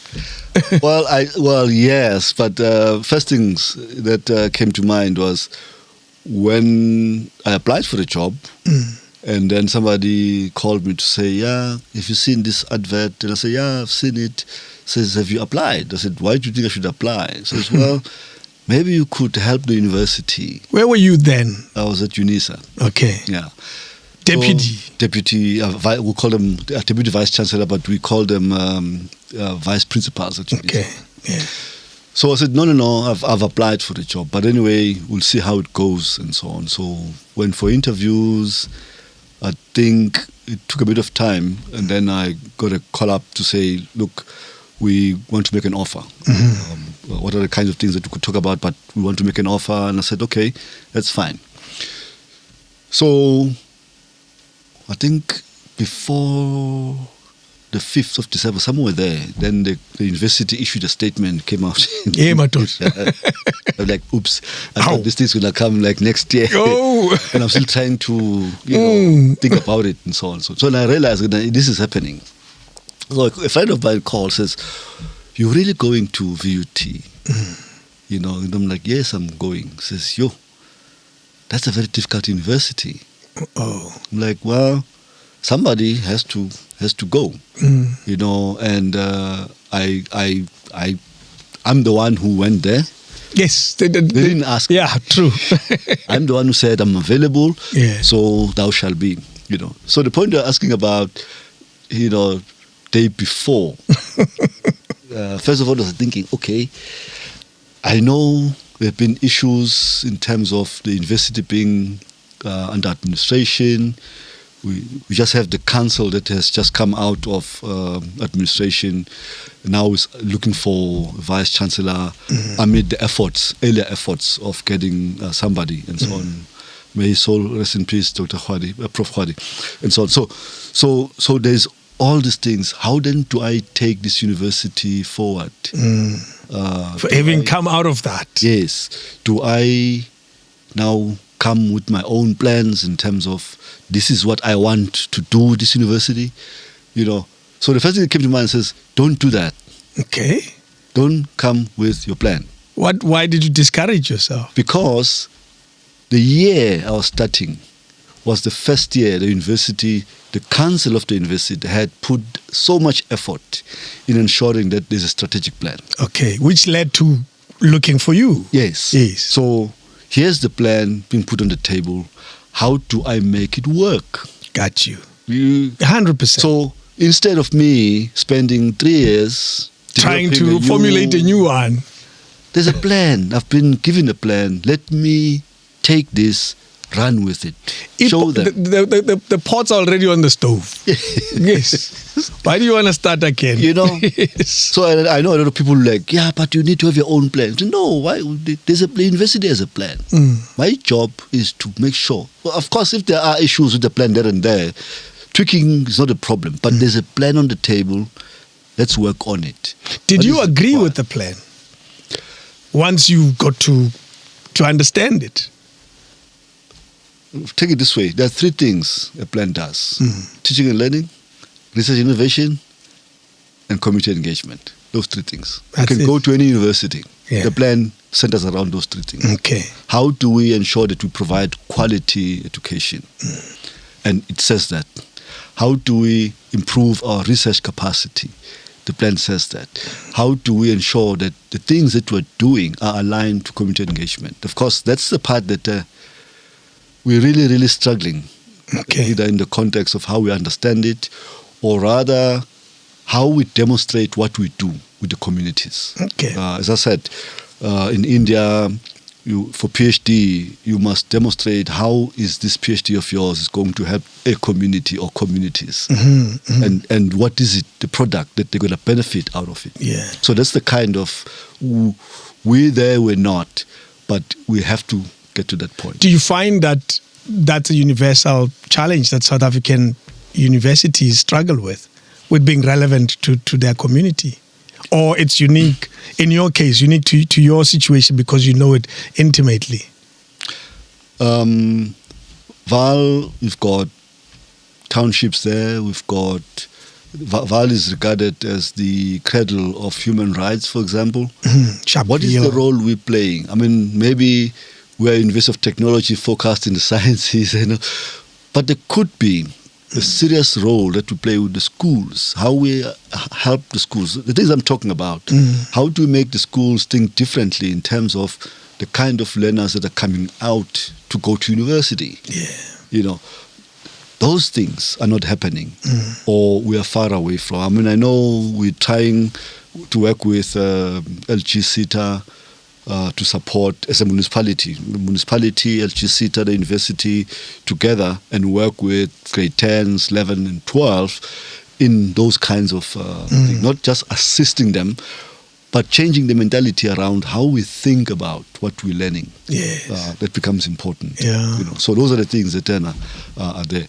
The other key issue, infrastructure. I get the two buildings that actually, I saw point in a sense that one is 10 years old, has not been completed. The other one is 5 years. Wow. And the one 5 years has got like 24 laboratories that could take 1,200 students at a time. Wow. So you can't sit and say, I'm going to start something new. So I said, before we even talk about building new buildings, can we talk about these ones? Completing. And complete these. Yeah. And everyone said, we don't have money. I said, well, we have to go to council and tell council that we cannot sit and leave these buildings like this. We came out with a plan. Council approved the plans. Now what is remaining is actually starting the construction. Part of that. Of course, part of it also had to do with saying the plan says we need to have a master plan on infrastructure so that at least we know 20 years from now. I mean, I say don't solve today's problems with today's solutions. Whatever solution you bring, it must serve the 20 years. This thing I'm doing would be standing 20 years from now. That way, you know that you're not going to have problems. Now, every year, you have to change things. And so, no. Plan properly and do it. Incredible, because, everything you've said answers my next question of a new era of stability and accountability, because you walked into an institution that already had a history. If you go through newspaper headlines, you find, your university stories that are negative, but mostly historic. Yeah. And so far, you've managed to maintain that sense of stability that you came in looking for. Yeah. Look, I think also with council played a major role in ensuring that one comes in and is able to ensure the stability. Yeah. Some of the things that staff were complaining about, we have not been able to address all of them, but the crucial ones have been addressed. I mean, one part is acting. We had, when I literally started, I didn't have a registrar. A person is crucial in the university. Yeah, absolutely. Governance, student administration. We are coming in, it's registration time. It's almost COO. It's a crucial position. Yes. We didn't have TVC resources in operations, issues of security, issues of maintenance, So one had to figure out and say with council, let's work together and make sure that at least we are able to put these positions in place. So far? We could have by today just one major one, which is the registrar, which the person who offered the position decided not to take the position. So we have to go back into the market and so on. Yes. But by December, we were more or less set, knowing that we've got the TVC research, we've got TVC operations, we were going to get the TVC teaching and learning the following year, because two people resigned when I joined. One was three actually. The CFO, on my first day sitting at the desk, she gave me a letter of resignation. That's wow. What do they hear about you? when a player leaves after they appoint a new coach, something is wrong. You understand? So I'm like thinking, what's wrong? Wow. So, but we had to accept and so on and figure out how then to move forward. Didn't you at least have an exit interview to say, hey man, I don't know this place, maybe you can tell me? So they did. Yeah. Then I think a month later, the HR executive also resigned. You were busy trying to fill these positions. Key person is leaving. The very person is supposed to help with the appointment. Yeah. And Tugu, the TVC teaching and learning says, I've got a job offer. I'm leaving also end of June. I'm like, have I come to the right place? What was going through your mind during that time? Did you think maybe I should go back to UNISA? Well, there's no going back, remember? Because you have to tell yourself and say, well, maybe I'm being tested for one.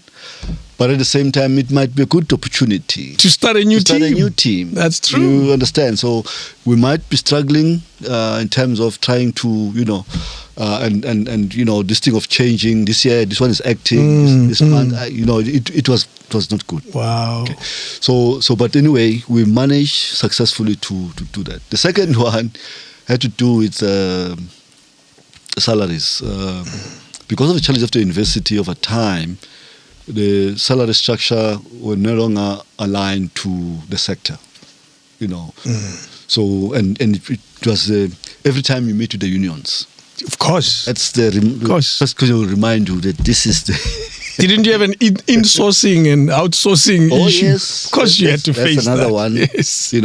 So luckily there was work being done on that front. So the university, luckily, we managed to go to council, I think in September. It was approved. It was effective from the 1st of January this year, 2025.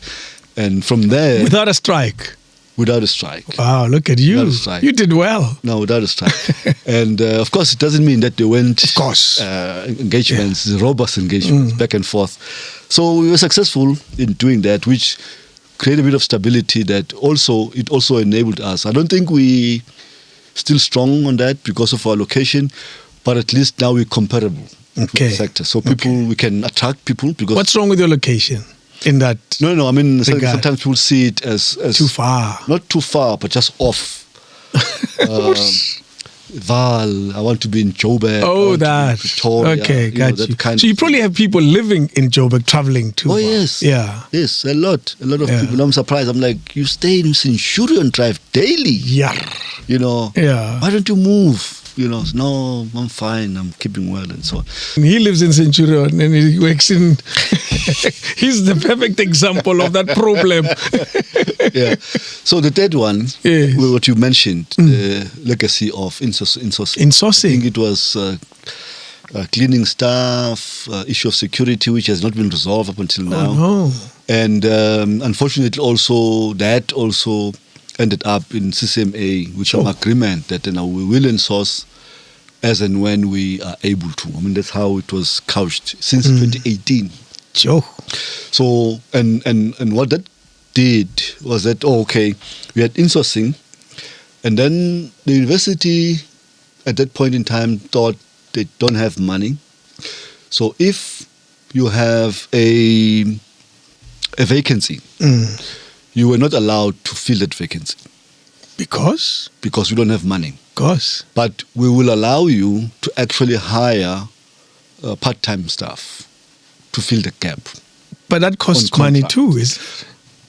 Probably lesser than you would if you have a full-time employed person. Got you. Because they don't qualify for benefits and so on and so on. So that's how they've been operating since 2016, basically.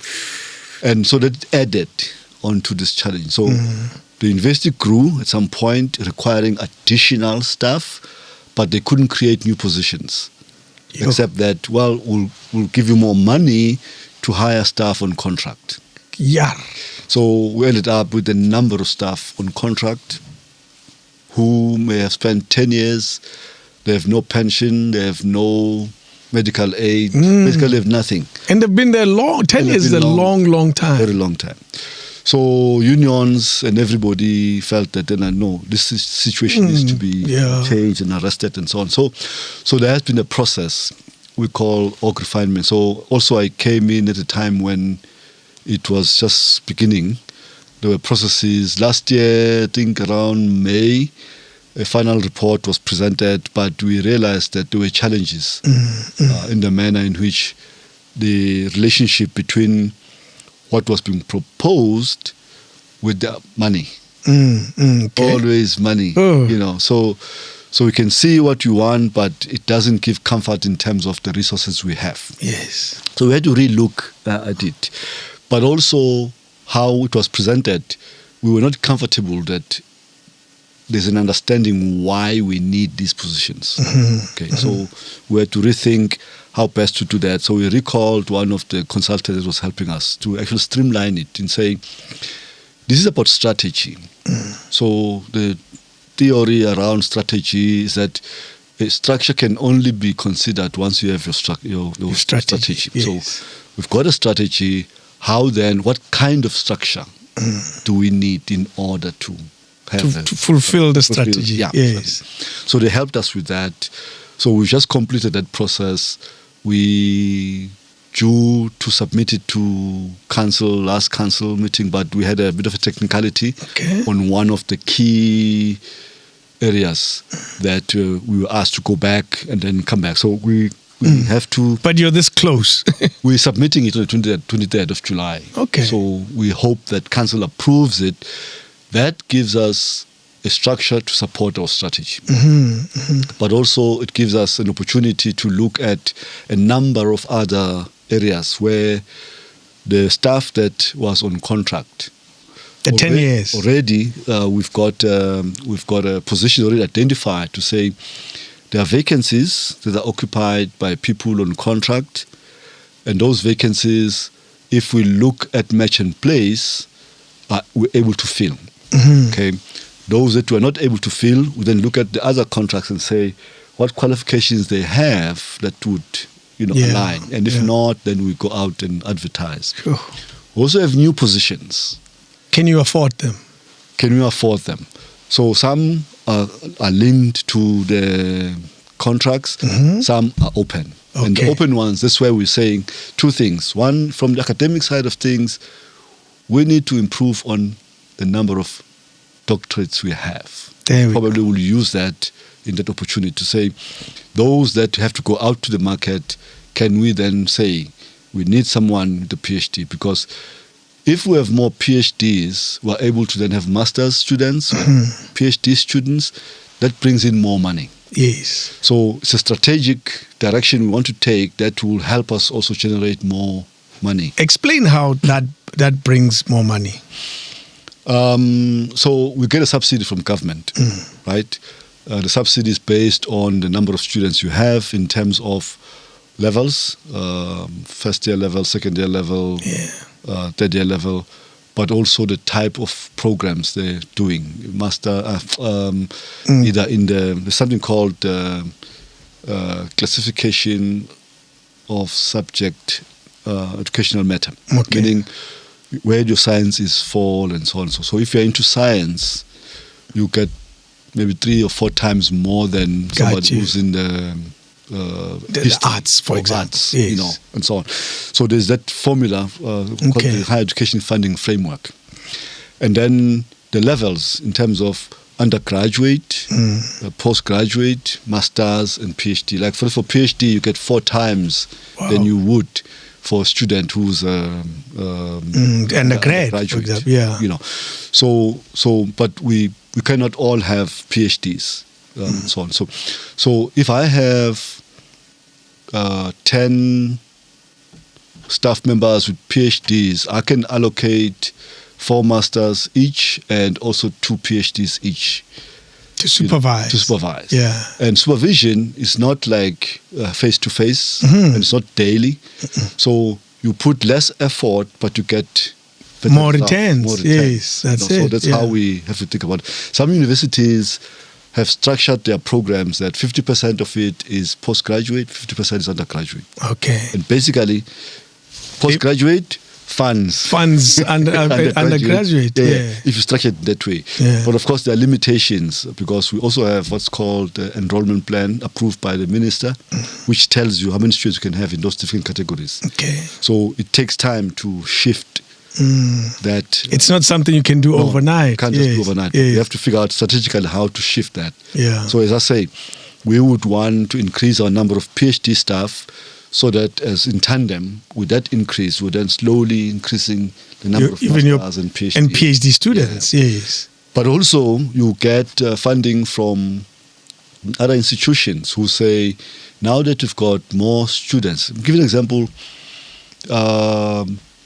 We're trying to work with ArcelorMittal and Sasol. You're saying trying. My reading tells me you are. Well, we try. Okay. But yeah. Are they? Do you work together or not? Yes, that's what I'm trying to explain. Yes. To say they are saying they've got, I mean, Sasol, for example, has got a lot of PhDs that are in industry. Remember, our students also have to understand how industry works. Of course. So if you have Sasol with PhDs, then we can pair them with our students. Got you. For supervision. Yes. That's one. But also, the students can then have access to the labs that we don't have. That's it. Through this supervision. Through this supervision Yes, and yes. partnership. Yeah. Then we are able to. So that gives our students an edge in terms of new technologies that are out there that we're probably not there yet. Therefore, speedily get into the innovation environment. Yeah. So that kind of partnership is important for us. So we're working on that. We've had a couple of meetings in terms of how we go about doing it. So that's the one way of increasing our PhD pool without employing. True. But through partnership. Yeah. We can appoint them as adjunct professors and so on. Yeah. Tell me though, what does a successful VUT looks like for you? Whether it's today's success or future success, because part of my reading tells me of a strategy 2033 or something. Yeah. What does that success of a VUT look like? Let me put it this way: there are two types. Not say types is the correct word, but there is the immediate success. Yes. That bringing stability, bringing confidence in the public to say VUT is an institution where we can send our kids, where industry feels that there is a working relationship of mutual benefit, so that there is that part. Yeah. But also there is the future, which says we want to build a VUT that everybody in the future will look up to as a source of knowledge and inspiration and research. And more importantly, innovation. Of course. What's What's a technical school without the innovation, or technology school without the innovation? So the 2033, in your mind, I don't know how your contract is. Does it end? 5 years. It's 5 years. So you won't be around to see it happen. Yes.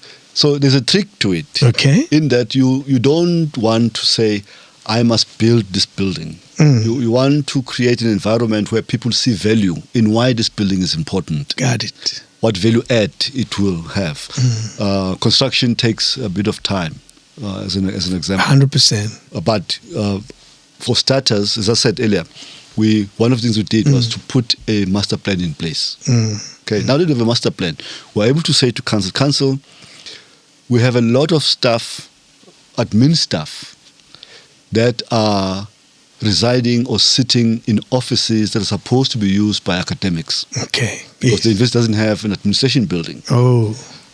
Now you need to justify the need. Yes. We want more staff, academics. We're going to be employing more than 300 in the next coming 5 years. Okay? Where will they be sitting if we have admin staff sitting in offices or places where actually the academics should be sitting? Yes. So, council, can you help us put a building? So, council approved that. Now it's up to us to do the work, the groundwork, to actually make sure that it happens. So I can tell you, it will take us 2 years to hit the ground, maybe another 2 years to that. So that's 4 years from now. Yeah. The other thing is, by the way, we have what's called Varsity Cup. Okay. Varsity Cup soccer. Wow. All right. There are only 8 universities that participate in Varsity Cup. And yours one of them? One of them. Hey, look at that. With all your problems. Your previous problems. Exactly. Yes. So there is good things. Yeah. But we have a stadium that actually doesn't help us to host. Because? Because it's not in the state that we could have televised matches, because those matches are televised. Yes. So we couldn't. Jeez. So we said to council, we must support sports. We must be seen to be supporting sport. This is our team. This is our ambassadors. They go all out there, but we can't give them anything. So we want to fix the stadium. So council approved that we need to do that. So you sound like you have a supportive council. Very supportive. Yeah, very, very supportive. I mean, I think they know where they come from themselves in the context of the university, and they know where we are, and they know what we need to get there. And as I said to you, you don't bring a new strategy. They already have it. It's there. Like student life experience. It's in the strategy. How do we do that? Jeez. You know. So now, hopefully next year, we'll be able to have our team playing at home and our students, and not just our students, but the VAL community will get to be part of it. Come and be part of it. And it starts that support. If there's one thing that vets used to do very well, is that the soccer team. Yeah. Yes. Remember also VAL has been very influential in South African soccer. True, yes. So it gives us an opportunity to also plow back and say, hey, you know, we are a small university, but at least we could do some of the things that used to happen in the VAL. You have big dreams. That's a good thing. That's a good thing. Yeah. I'm interested, though, in something that for me stands out, and I can't have someone who plays the type of role you play and not ask. I was at the University of the Free State, invited by Professor Mohale, and I asked him, Bonang Mohale, and I asked him the same question about the missing middle, the inability of the very community that you serve to be part of your school, and the academic fees and all of that. How are you navigating through those challenges, looking at how the economy looks like and parents not being able to pay? Yes, there's NSFAS and all of that, but how are you approaching that challenge? Yeah, there are two ways we're doing. We garner support in our partnership with SITAs. That's the one. But also we have private partners who provide support, financial support to parents, not direct to students. Okay. So if you have a student whose parent may not qualify because of NSFAS but doesn't have sufficient because he's not... they're stuck in the middle. Stuck in the middle. Yes. Therefore, these institutions, they provide support. We've engaged the banks to really restructure their... what they've called student funding. But the challenge with it is that you're expected to pay back the money. Of course, so it's not a grant. Yes. So how then they could think of the same way you would have a loan from NSFAS, meaning you get a loan, you only pay it when you finish school. But they argued, well, somebody is expecting a benefit out of this loan we gave. Of course, yes. Somebody's expecting the interest profit from it. Yes. So those are the things that we're trying to work around. I've also, you remember, we did a golf day last year. Yes, as I was part there. Of a fundraising to create a vice chancellor's, I call it a VUT bursary fund. Okay. Because when I go to VUT, you've got money that we spend on students, supporting them, but it's not a bursary fund. Okay. It's not defined in that way. So I said, let's start something new, then we'll see whether we want to use that money to support it, but let's find a way of getting money from the community, businesses and so on, hence the golf day that we brought in. It's not doing a lot because it depends on free support also from the public. So those who go to our website would see that there's a bursary fund, they can contribute. We've got a lot of people like that. 100 Rand, 1,000 Rand. That's true. It makes a difference. Makes a difference. Yeah. So we hope that it could help us help the missing middle. But at the same time, we torn between two things. Missing middle or supporting the cohort that takes us to Masters and PhD. There's a group, 2 programs, Advanced Diploma and Postgraduate Diploma. Okay. They're not funded by NSFAS. Oh, they're not as... You can't pick them. They're also part of... They're in the middle. Of course, yes. They're also in the middle in the academic world. Yes. They're also in the middle, because nobody's funding them. And yet... You can't get your master's students if you don't have these 2, So we're working very hard to make sure that the public also understands that while we want to deal with the missing middle, we also have this group that needs to be supported in order for us to achieve the masters and PhDs. Do you know, the community is the second time you touch on it. It's such an important thing. Where do you find most of your students? When you look at the demographic makeup, where do you find most of the students at your school? You'll be surprised that the bulk of it comes from Limpopo. No way. From so far. Because there's no University of Technology in Limpopo. There you have it. You see? So we don't have a University of Limpopo. Of technology. But they still jump, Pretoria? Well, remember VUT used to be the university. I know. Yes. The technical. The technical. Yes. In terms of engineering and so on. So most people who studied here from far, they always make reference to VUT. Oh, you want to do engineering? Go to VUT. So that branding still exists. It still exists. Yeah. Still exists. I mean, you come January. I mean, now with online registration, online application, online registration, we don't have a problem with first-time entering students, first years. What? We don't. They come from everywhere, Limpopo being the biggest supplier. We don't. The only problem is maybe returning students who, as a result of, I had funding last year, now I don't have funding. So second year tends to be... Years, yeah. Oh, no. But first-time entering students, no problem. Are they, having identified that as a challenge, I guess you've answered this in some way. How do you then help the second-year guy who wants to come back? Interesting. My life story is exactly the same. When I studied at University of Durban Westville at the time. Okay. I didn't have second-year money. Okay. And community and friends and my mom borrowing money everywhere is how I managed back. The systems were not there to help me. There are two ways. The one is that higher education, first degree should be free. Okay. Free. Okay. There are advantages for that. When you start working, it's easy to get a job and you pay tax. Yes. And then because you pay tax, you increasing the capacity of government to have more money. Yeah. Because you're working, you get to have your own pension, so you don't rely on the state for pension. You also have your own medical aid.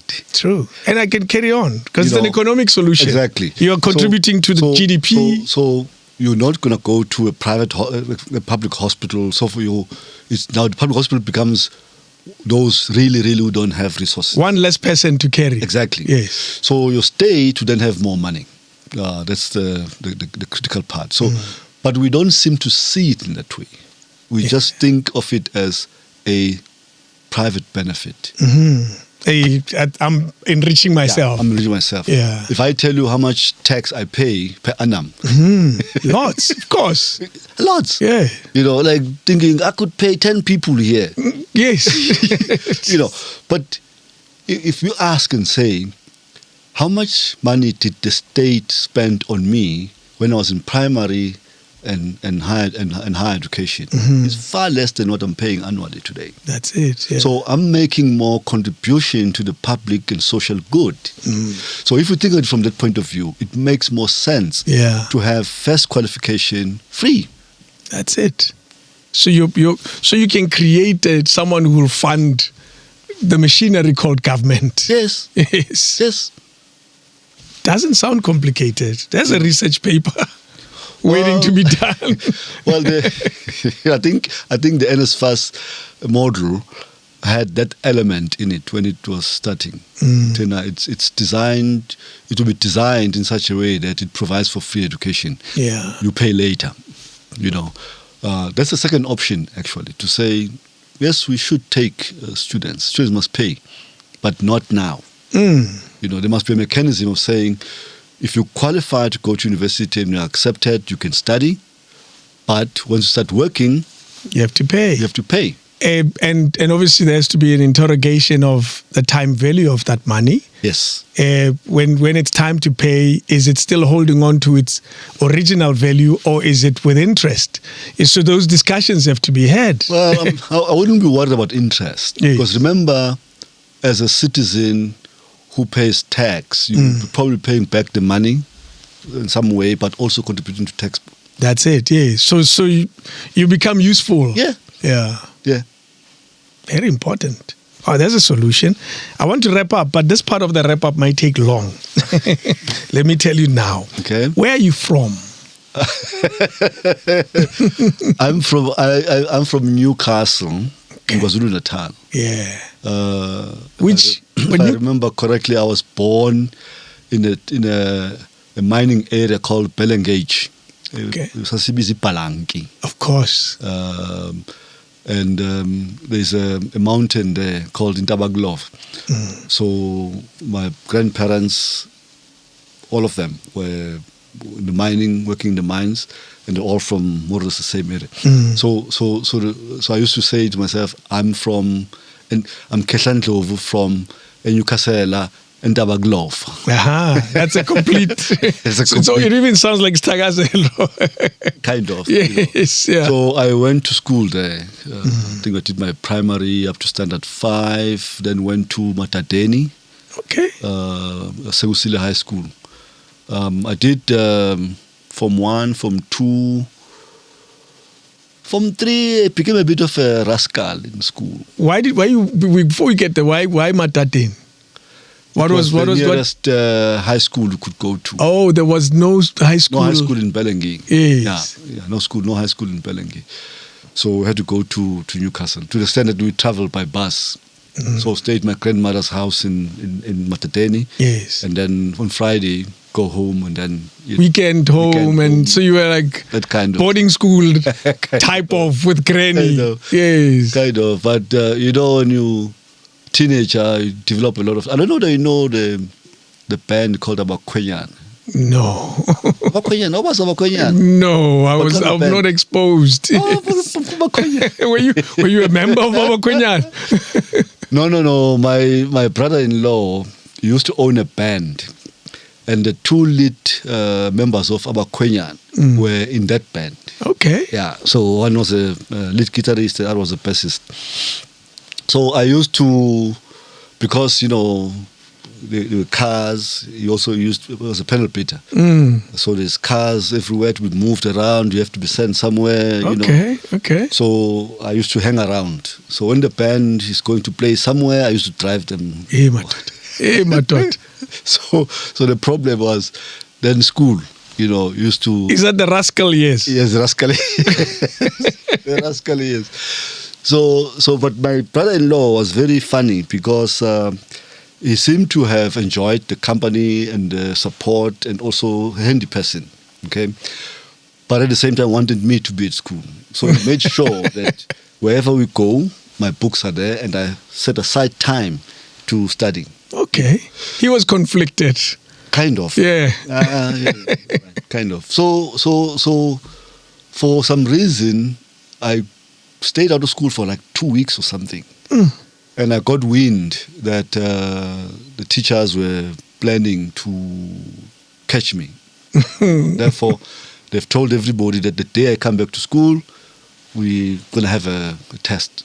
Okay. We're going to write tests that day. Yo. So everybody else must be ready. Yes. Smell it. I'll in them.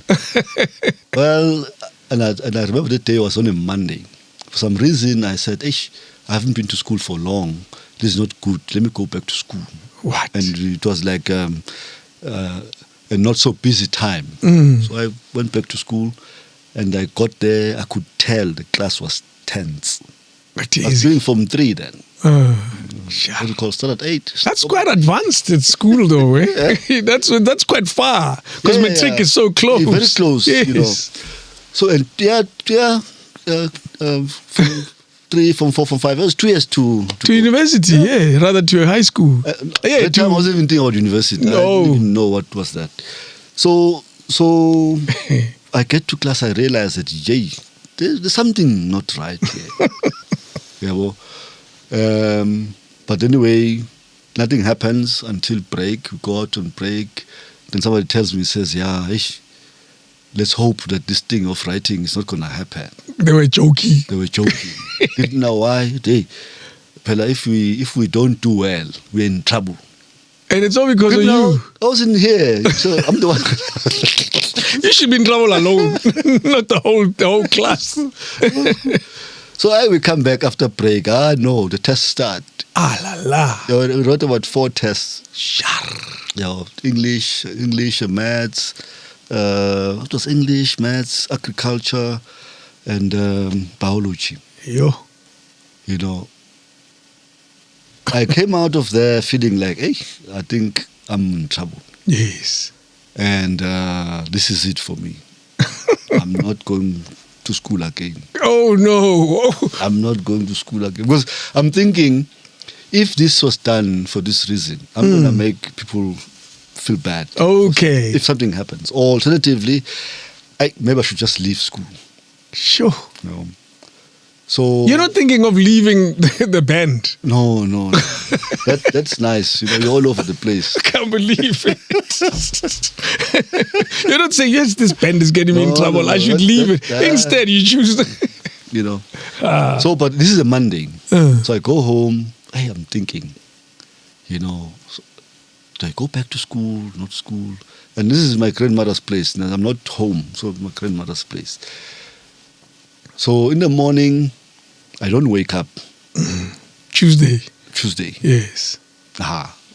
your grandmother, you are here in school. You cannot go to school. So she says, hey, are you late? Wake up. Sure. You're going to be late for school. I'm like, hey, you know, man, I'm not feeling well. She says, no. When are you going to school? Yeah.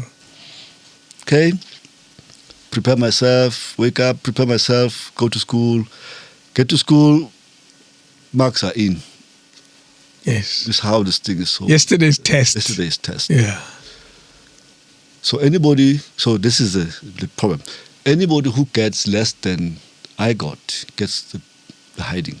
Because you haven't been to school for 2 weeks. For 2 weeks. Now, remember I said to you, I'm not in school for 2 weeks, but I'm also studying. Because of your conflicted brother-in-law. Exactly.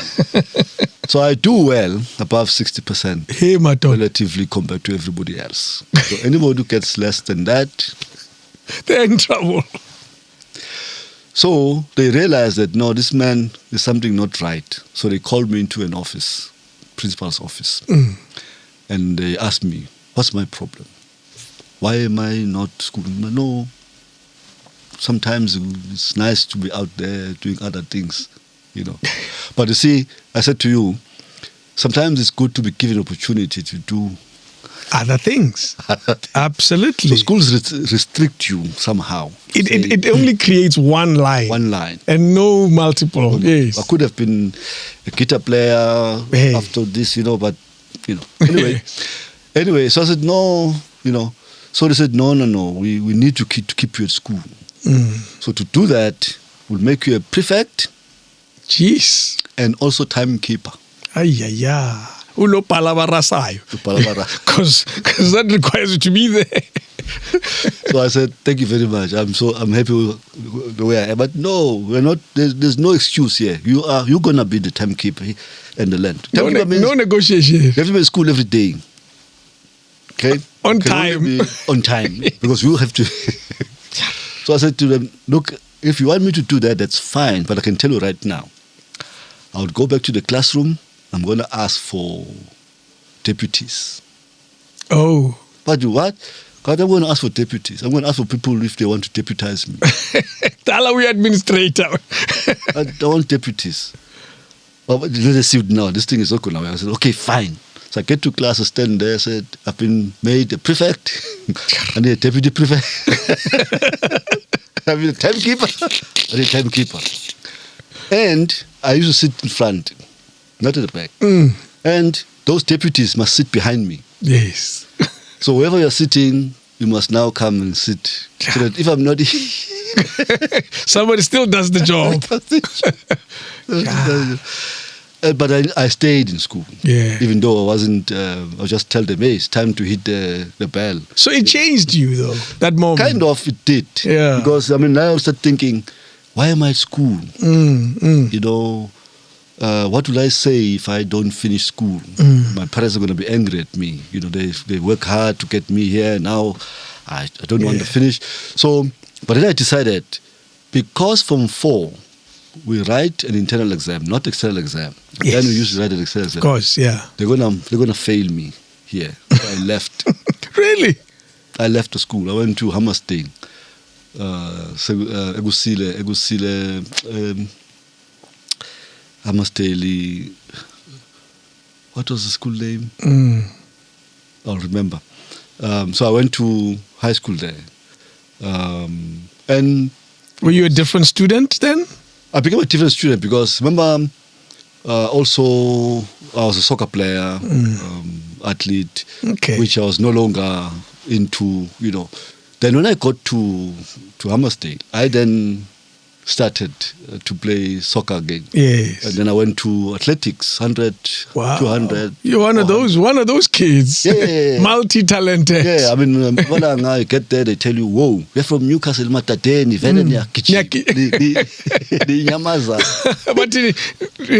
Well, they were not wrong. Yes. So, but then again, that's how I also thought, maybe let me look broader in terms of what do I want to do. And from 4, we had teachers from university. You start asking them, what is university? What do you benefit out of it? And the interest then developed from them. Amazing. So yeah, I've been, citizen of 3 cities. You have. Because when I look at it, you lived long in those cities. Yeah, I've been a citizen of Durban, citizen of Pretoria. Let's attach the schools to that citizenship. Start again. Durban because well, put it this way: Newcastle, because I grew up in Newcastle. Yes. From Newcastle.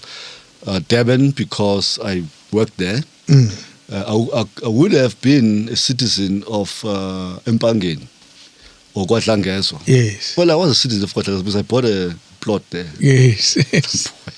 And I spent 12 years wow. in Kwatlangezwa. Yeah. What were you doing there? I was a student and then became a lecturer before I left for Polokwane and so on. And been you a lived citizen of Limpopo for 3 months. That's short. Why was it so short? The thing is, I also had this notion that when you stay in a place, you don't rent. Because renting means you're paying somebody else's bond. That's it, yeah. So everywhere I went, I would buy a property. So that's why I called citizen, yes. So at any point in time, I would be citizen of 3 cities. You'd get a municipality bill. Victoria. Yes. Oh no. Even now it's still the same. Newcastle, Bale Park, and Pretoria. Yeah. But why did you stay in Limpopo so short? I think I was ready to move from Zululand because there's a time you get to a point where now I've had it of this place, something different.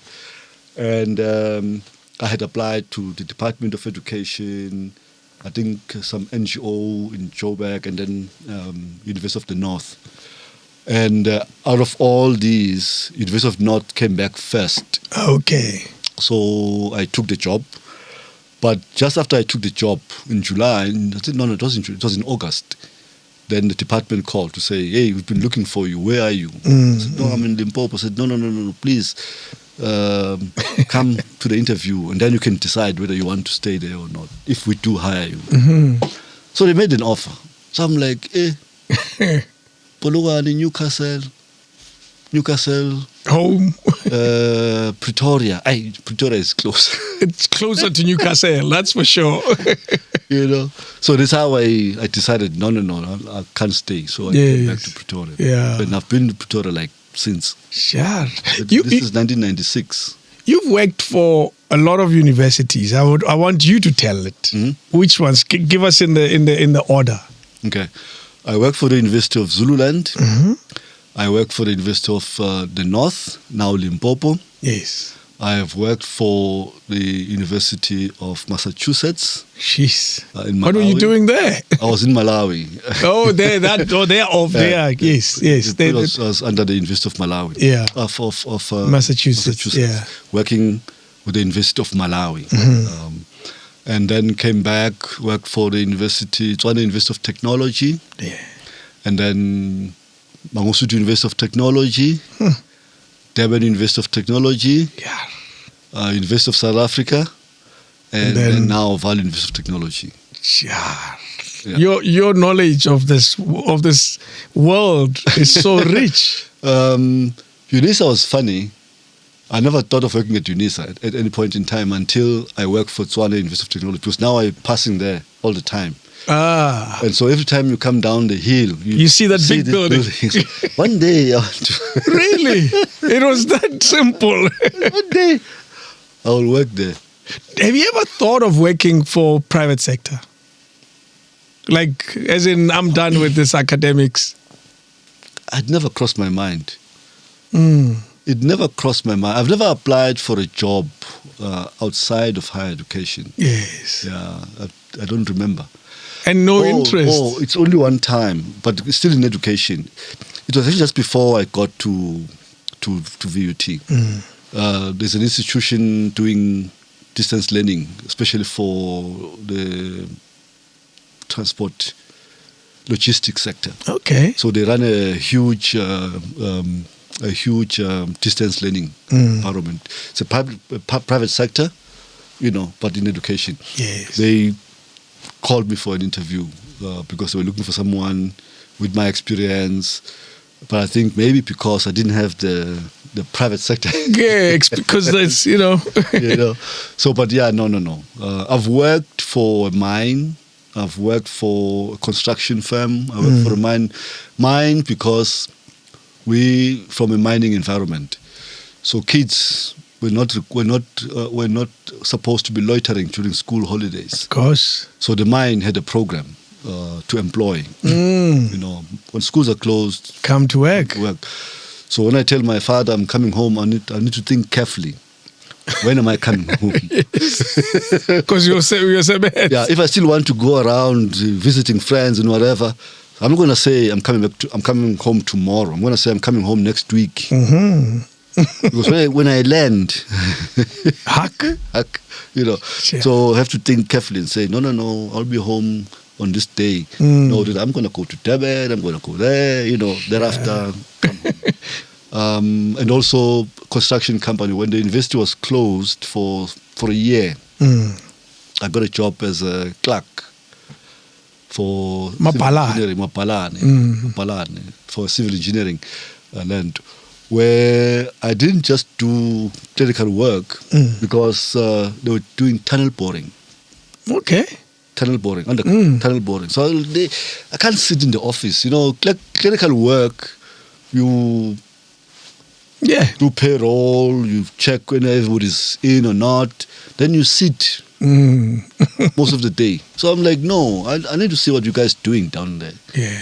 They said, okay, every time you finish your work, you come down. We'll show you. So I learned a lot about tunnel boring, surveying, because it also helped me surveying. When I was in the department, actually, we had the surveying council, which had an education committee. Okay. So the department sits in the education committee.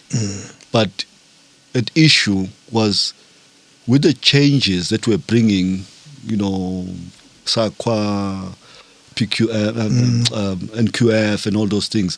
We need a new way of looking at qualifications. Yeah. And one of them was surveying.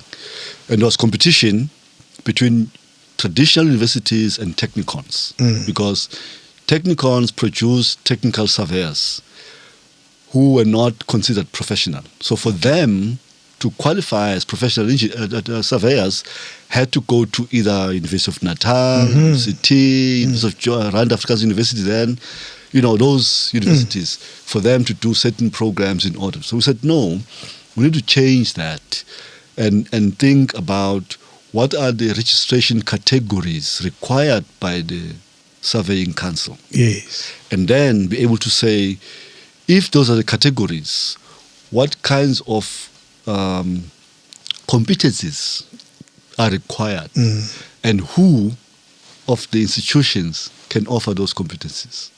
What was the results? I have a feeling it was technicons at the time. We then able to indicate for you to be a technical surveyor, for you to be a professional surveyor, you must go there. Yes. But we created transitions.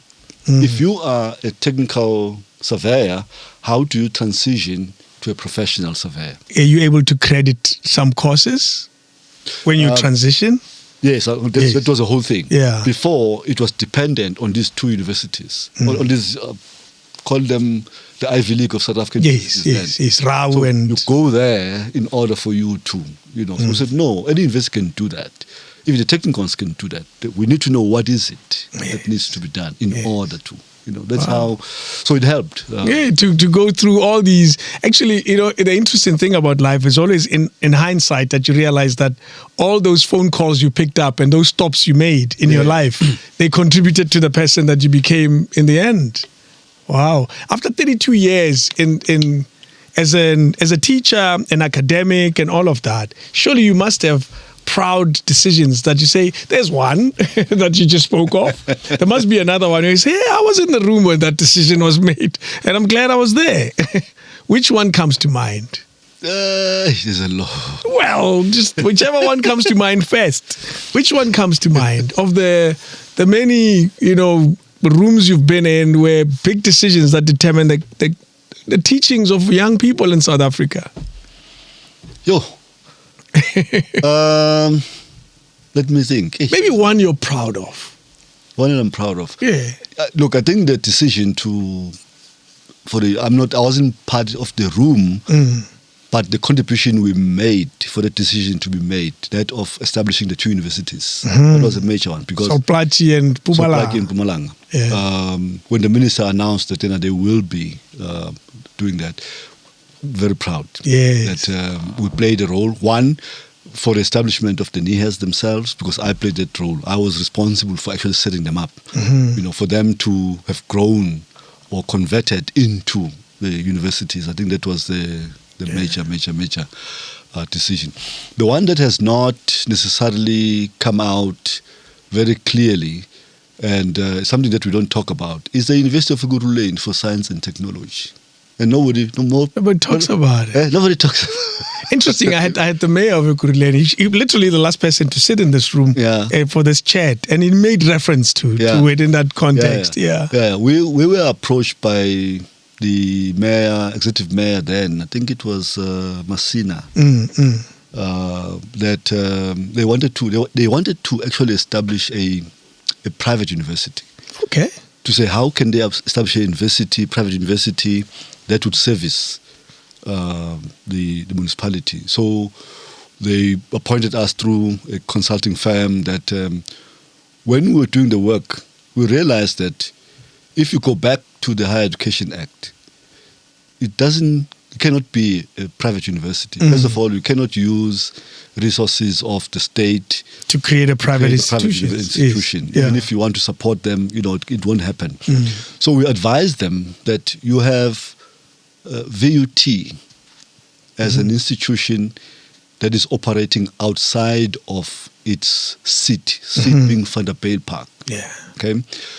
So what if we develop a proposal that would convince the minister to actually consider converting VUT into a new University of Ekurhuleni. Yeah.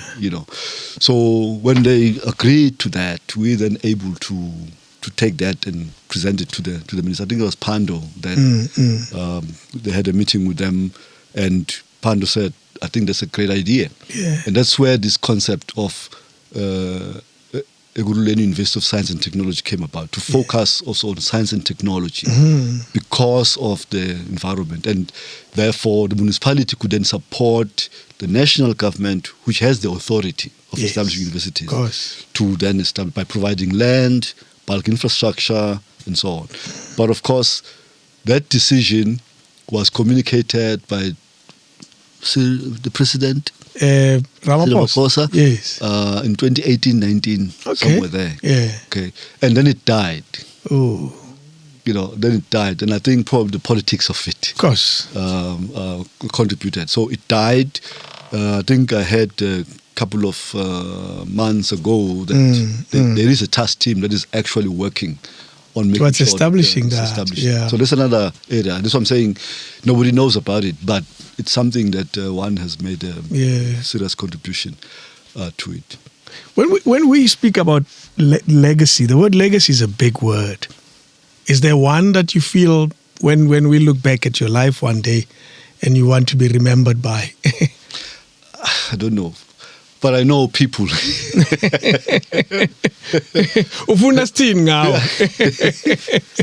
People I've worked with probably would tell a lot of stories. Hence, I mean, if you notice that a lot of people call me different names. Yes. Not everybody says the same thing. They say because of the history of the relationship. Okay. That is there. There are universities, also too, even University of Tshwane University of Technology actually. Also to the Student Center, because they had no plan, a master plan. When I went there in 2011, they had no master plan. We worked towards developing one, but also we built buildings that people could see, So there are buildings that you could see. I went to a funeral, not a funeral, but a memorial service of a friend, colleague, and so on, former colleague at Tshwane University of Technology. And we went to Garankuwa campus. Yes. It was there. So without paying attention, so one of the old colleagues there, he says, by the way, you presented a master plan for this university. Wow. I remember thinking, Gutena, is this guy crazy or not? Because the things I was talking about were like way far away, into the future. Into the wow. Future. And he says, we're standing in this building. I don't know if they've noticed that it is part of your master plan. What? I'm like, what? Outside there, the student residences. That is also from your master plan. Incredible. And I went out afterwards and I drove around to actually say, whoa, wait a minute. So you left it there? Yeah. It's exactly what you spoke about earlier when I said, how long is your contract? Said 5 years. But your big plan is 2033. Yes. Because you won't be there to see some of the buildings, but you would have left the plan there. A foundation that people always, even if they deviate, one of the problems, I think, when we're talking outside about that, what's called the program for matriculants? Yes. What is it? The second chance. Second chance. Yes. It's no longer there. Because a good plan, but maybe not conceptualized in a manner that it has the longevity. That anyone can make it a reality even after you've left. After you've left. And that's what we need to be thinking about. How do we live? Because, guaranteed, whether I like it or not, I'm not going to serve more than 5 years at VUT. And you're not going to live forever. Yeah. When I finish my 5 years, I'll be left with 1 year to retirement. So effectively, I need to think carefully about what is it I want to leave with VUT. Things that when new vice chancellors come, they will be able to say there must be continuity. True. And we must build on that. The same way you're saying you can't walk into VUT and immediately want to start a new script. No. No. You are carrying on with what you found. Carry on what I found. And that's why some of the things were successful. As I said, the revision of the salary scale, the contracts stuff are going to be dealt with. The insourcing issues. Yes. We've got a master plan. Now we have a document. When we go to council and ask for money, we say in council, we approve this. We need this amount of money to do this. Yeah. There's a project we are running that looks at something called resource allocation model. What tells you how much money you're getting, how are you getting it, how are you spending it. Yes. And then what we discovered is that VUT was built as a small university, technical for sciences, engineering. Okay. So the classrooms were small for that purpose. But we have grown to a big institution that some of the classes are too big. So too small, isn't it? Well, the classrooms are small. Yes, but the class size of number of students. Got you, 100%. Sometimes you've got like 600 students. Now you only have 150 seats. Yes. Seats. So what do? You break it into 4 classes, and then require a lecturer for each. Oh boy. So now I've got 4 lecturers, and yet you could actually have 1 lecture For the same thing. for the same thing. Yeah. So, and those are the things again now we're working on to say, how do we streamline, find ways of efficiencies that we can bring in to conserve our resources and use the money to build other things. Yeah.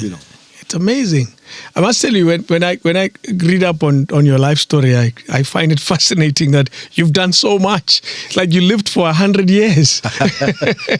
Yeah. It's quite encouraging. Who's been the voice in your head, the mentor, or whether alive or not here anymore, that has kept your energy, not only of academia, of discipline, of management, of leadership? Which voice has been constant in your mind? My father always gave us an opportunity to do things. As a plumber, as I told you, I learned plumbing not because I went to school to do plumbing, but because on weekends or whenever we're not at school and there needs to be something to be fixed, he would say, "Hey, come, let's go." And ask you to do things, do that, and that's how you learn. So he always said there is always something to learn. And when you have decided on anything that you want to do, never give up.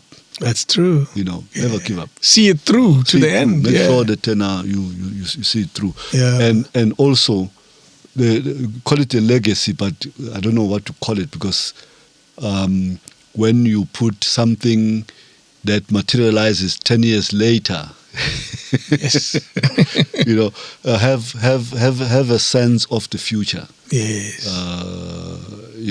And so he was always that kind of person. Do you still live by that? Because sense of the future is something that comes across a lot in the stuff you talk about. It's like someone that says, well, we're planting today, but we'll see it later. Yeah. So is that something you continue to live by? Most people, they would want to plant umbrella and hope that tomorrow they get umbrella. and not realize it actually is going to takes a while. 3 to 5 months. We have an avocado tree in this yard. Yarr. It's already 6 years. We're waiting. Waiting. But if you told yourself, I want to have an avocado tree, and if I plant it today, I'm going to have it in 7 years. 10 years? 10 years, Yes. I'm not having my avocado. And then you don't have to worry about it. Just worry about how do I nurture it so that at that time it gives me what I'm looking for. Yes. Yeah. So as I said, history. Study of the past to understand the present in order to plan the future. Absolutely. Not to repeat the same mistake. Wow. I want you to talk to your students at VUT, those who will watch this. What do you want to say to them? What not only advice, guidance, or just as the leader of their school, what do you want to say to them? Well, students and staff might as well. Look, for students, I think they should be very thankful that they have people who made sure that they are where they are today. And it is important that they embrace that support and see themselves not spending all the time at the university, but see themselves as having an opportunity that they've been given so that they can convert that into value for themselves, but also for South Africa as a whole. That's true. Because the small contributions they'll be making wherever they are will not just be for them, but for all of us, for the country and all of us. I have this notion with staff that they when they wake up in the morning and come to the university, what do they say to their kids? Why are they going there? What is it that they will be doing? Yes. Because you need to have a sense of, I'm going there for this reason. And if that's the case, then this university will be different. That's true. In that everybody who comes to the university would come with purpose of ensuring that we produce the quality students, but we work together. I use the concept of a jigsaw puzzle. 100 pieces, all different. Yes. But each piece can only fit in that particular space. Yes. And if it's not there, you don't have a puzzle. That's it. So if you look at the university, all of us staff members are pieces of a puzzle.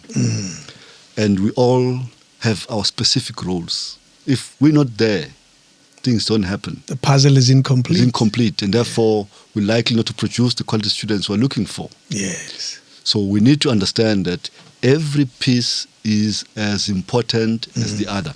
That's it. I may be the vice chancellor, there might be a cleaner, but we are both as important as each other, That's as the so other. true. Yes. You know? So that cleaner has a role to play. If that cleaner is not there, I may not go to my office, and then the students may suffer because now nobody's coming to the university to teach. That's true. The maintenance guy, the toilet doesn't work. You see? The lights don't work because he didn't pitch. Exactly. Yes. So everybody is as important as the other, Yeah. irrespective of the level, your position in the university, but your importance remains the same. Yeah. And if they can understand that, then we'll have a different university.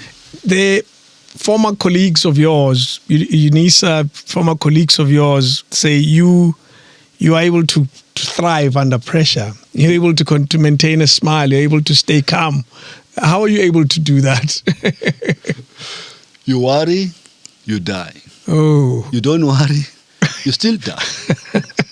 So you choose not to worry. Not to worry. Yes. You know, just understand, take time to really think about what is the issue, how best this matter can be dealt with. Yeah. And I think that's the most important thing. Because I think sometimes we worry too much to the extent that we lose focus of why are we here and what are we trying to achieve. I learned that in one university where when I presented the master plan. Another one. One of many. The master plan. And they looked at me. Actually, I was new. I think I was there 2 years. And they were like, wait a minute. Does this guy know what is a billion? I was like, 1.8 So there was the plan had billions in it. Yes. I said, in 10 years' time, this is going to cost us 1.8 billion over a period of 10 years. So people were like, hey, this man, does he know what is a billion? He takes it, it's like, these people from Joburg, they come here and they are They don't know we have a Newcastle. You know, wow. So, and realizing that actually this thing is not going to work. They don't understand this thing I'm saying. You know, I used to smoke then. I went outside, like kicking dust and smoking, you know, until the university doctor went past. So she parked her car, and she looked at me, she realized that there's something not odd about this man. You normally see me there, but just calm and cool. But this time I was like panting up and down. She comes around and says, what's your problem? I see that there's something. You're not right. No, man, you know, there's a meeting upstairs and I don't think they get it. I said, what is it? No, man, you know, we're discussing the master plan. And they're telling me that I don't even know what is a billion. Why should they believe me that, you know? And I said, so what? I said, Mina, I think I'm going to go back to Pretoria. Yeah. I'm done, yeah. Then she asked me, said, by the way, why are you here? Oh, I'm important like, question. No, why did you come here? Tell me, why did you come here? What made you decide? I said, no, to make a difference. I said, so? Going back, is it making a difference? Wow. I'm like, okay, now this changes everything, you know. Yeah. So I'm like, no, man, I must go back there. I must go back there. And try to show them a billion. Yeah. They must get it. I just said, look, guys, thank you very much. I understand that maybe you have challenges around this, but can you give us an opportunity? We've put the plan together. We can tell you where the money is going to go. Actually, the other problem, the university had, I think, about 11,000 students. And the infrastructure was 6,000. Okay? So we were using what you call classes in the afternoon. Oh, it's a rotational method. Yeah, Yes. so morning classes, afternoon classes, morning classes, afternoon classes. Overworked staff. Exactly. Yes. So I said, no, the money is going to be for classrooms, student accommodation, and all those things. Can we be given an opportunity? Approve the plan. We will deal with the issue of money in terms of how we find it. I think within 3 years, we were 700 million Jeez. with a target of 1.3 billion. Imagine that. To say, I think that time the department had 2 pots of money. One was there was a new Sibusiso Pengu. Wow, that's a while ago. Yeah, Sibusiso Pengu. No, it was they created a pot of money called it Sibusiso Pengu for historically disadvantaged universities, because there was always this notion that we are not supporting and funding historic black universities appropriately. Okay. With apartheid, that they appropriately were way in relation to their problems. Yeah. Yes. So that's how it was created. So when that came about, so we knew we qualified for 300 million, but also we had submitted in another pot for 300 million. So that 600 made us to have at least 1.3 billion. Imagine that. So when I said that, they said, oh, yeah, now we can see. It's possible. It's possible. You gave them a big number. You scared them. Well, those years, it was a big number. Yeah. It was a big number. Until corruption. The corruption has made these numbers seem so small. Yeah, no. Every time, what billion? That's nothing. Nothing. We talk about that at the State Capture Commission. That's nothing. It's been so much fun. Something that I want to do often is speak to South African academics, researchers, leaders in the space, and when as much as you lead a school, your knowledge of the sector is so rich, and that's why when the inquiry came about, I said absolutely, I want to talk to him. Yeah. And remember we spoke about it when we were talking when I was there with Radio 2000, and I said I have to talk to you because I find your space and your understanding of the sector fascinating, and for that I want to say thank you so much, Prof. Thank you. It's been a pleasure. I hope it wasn't a waste of your time. No, not at all. Thank you again. Babuli Sekai. On some of the things. Yes. Thank you. Babuli Sekai. King David Studio Podcast.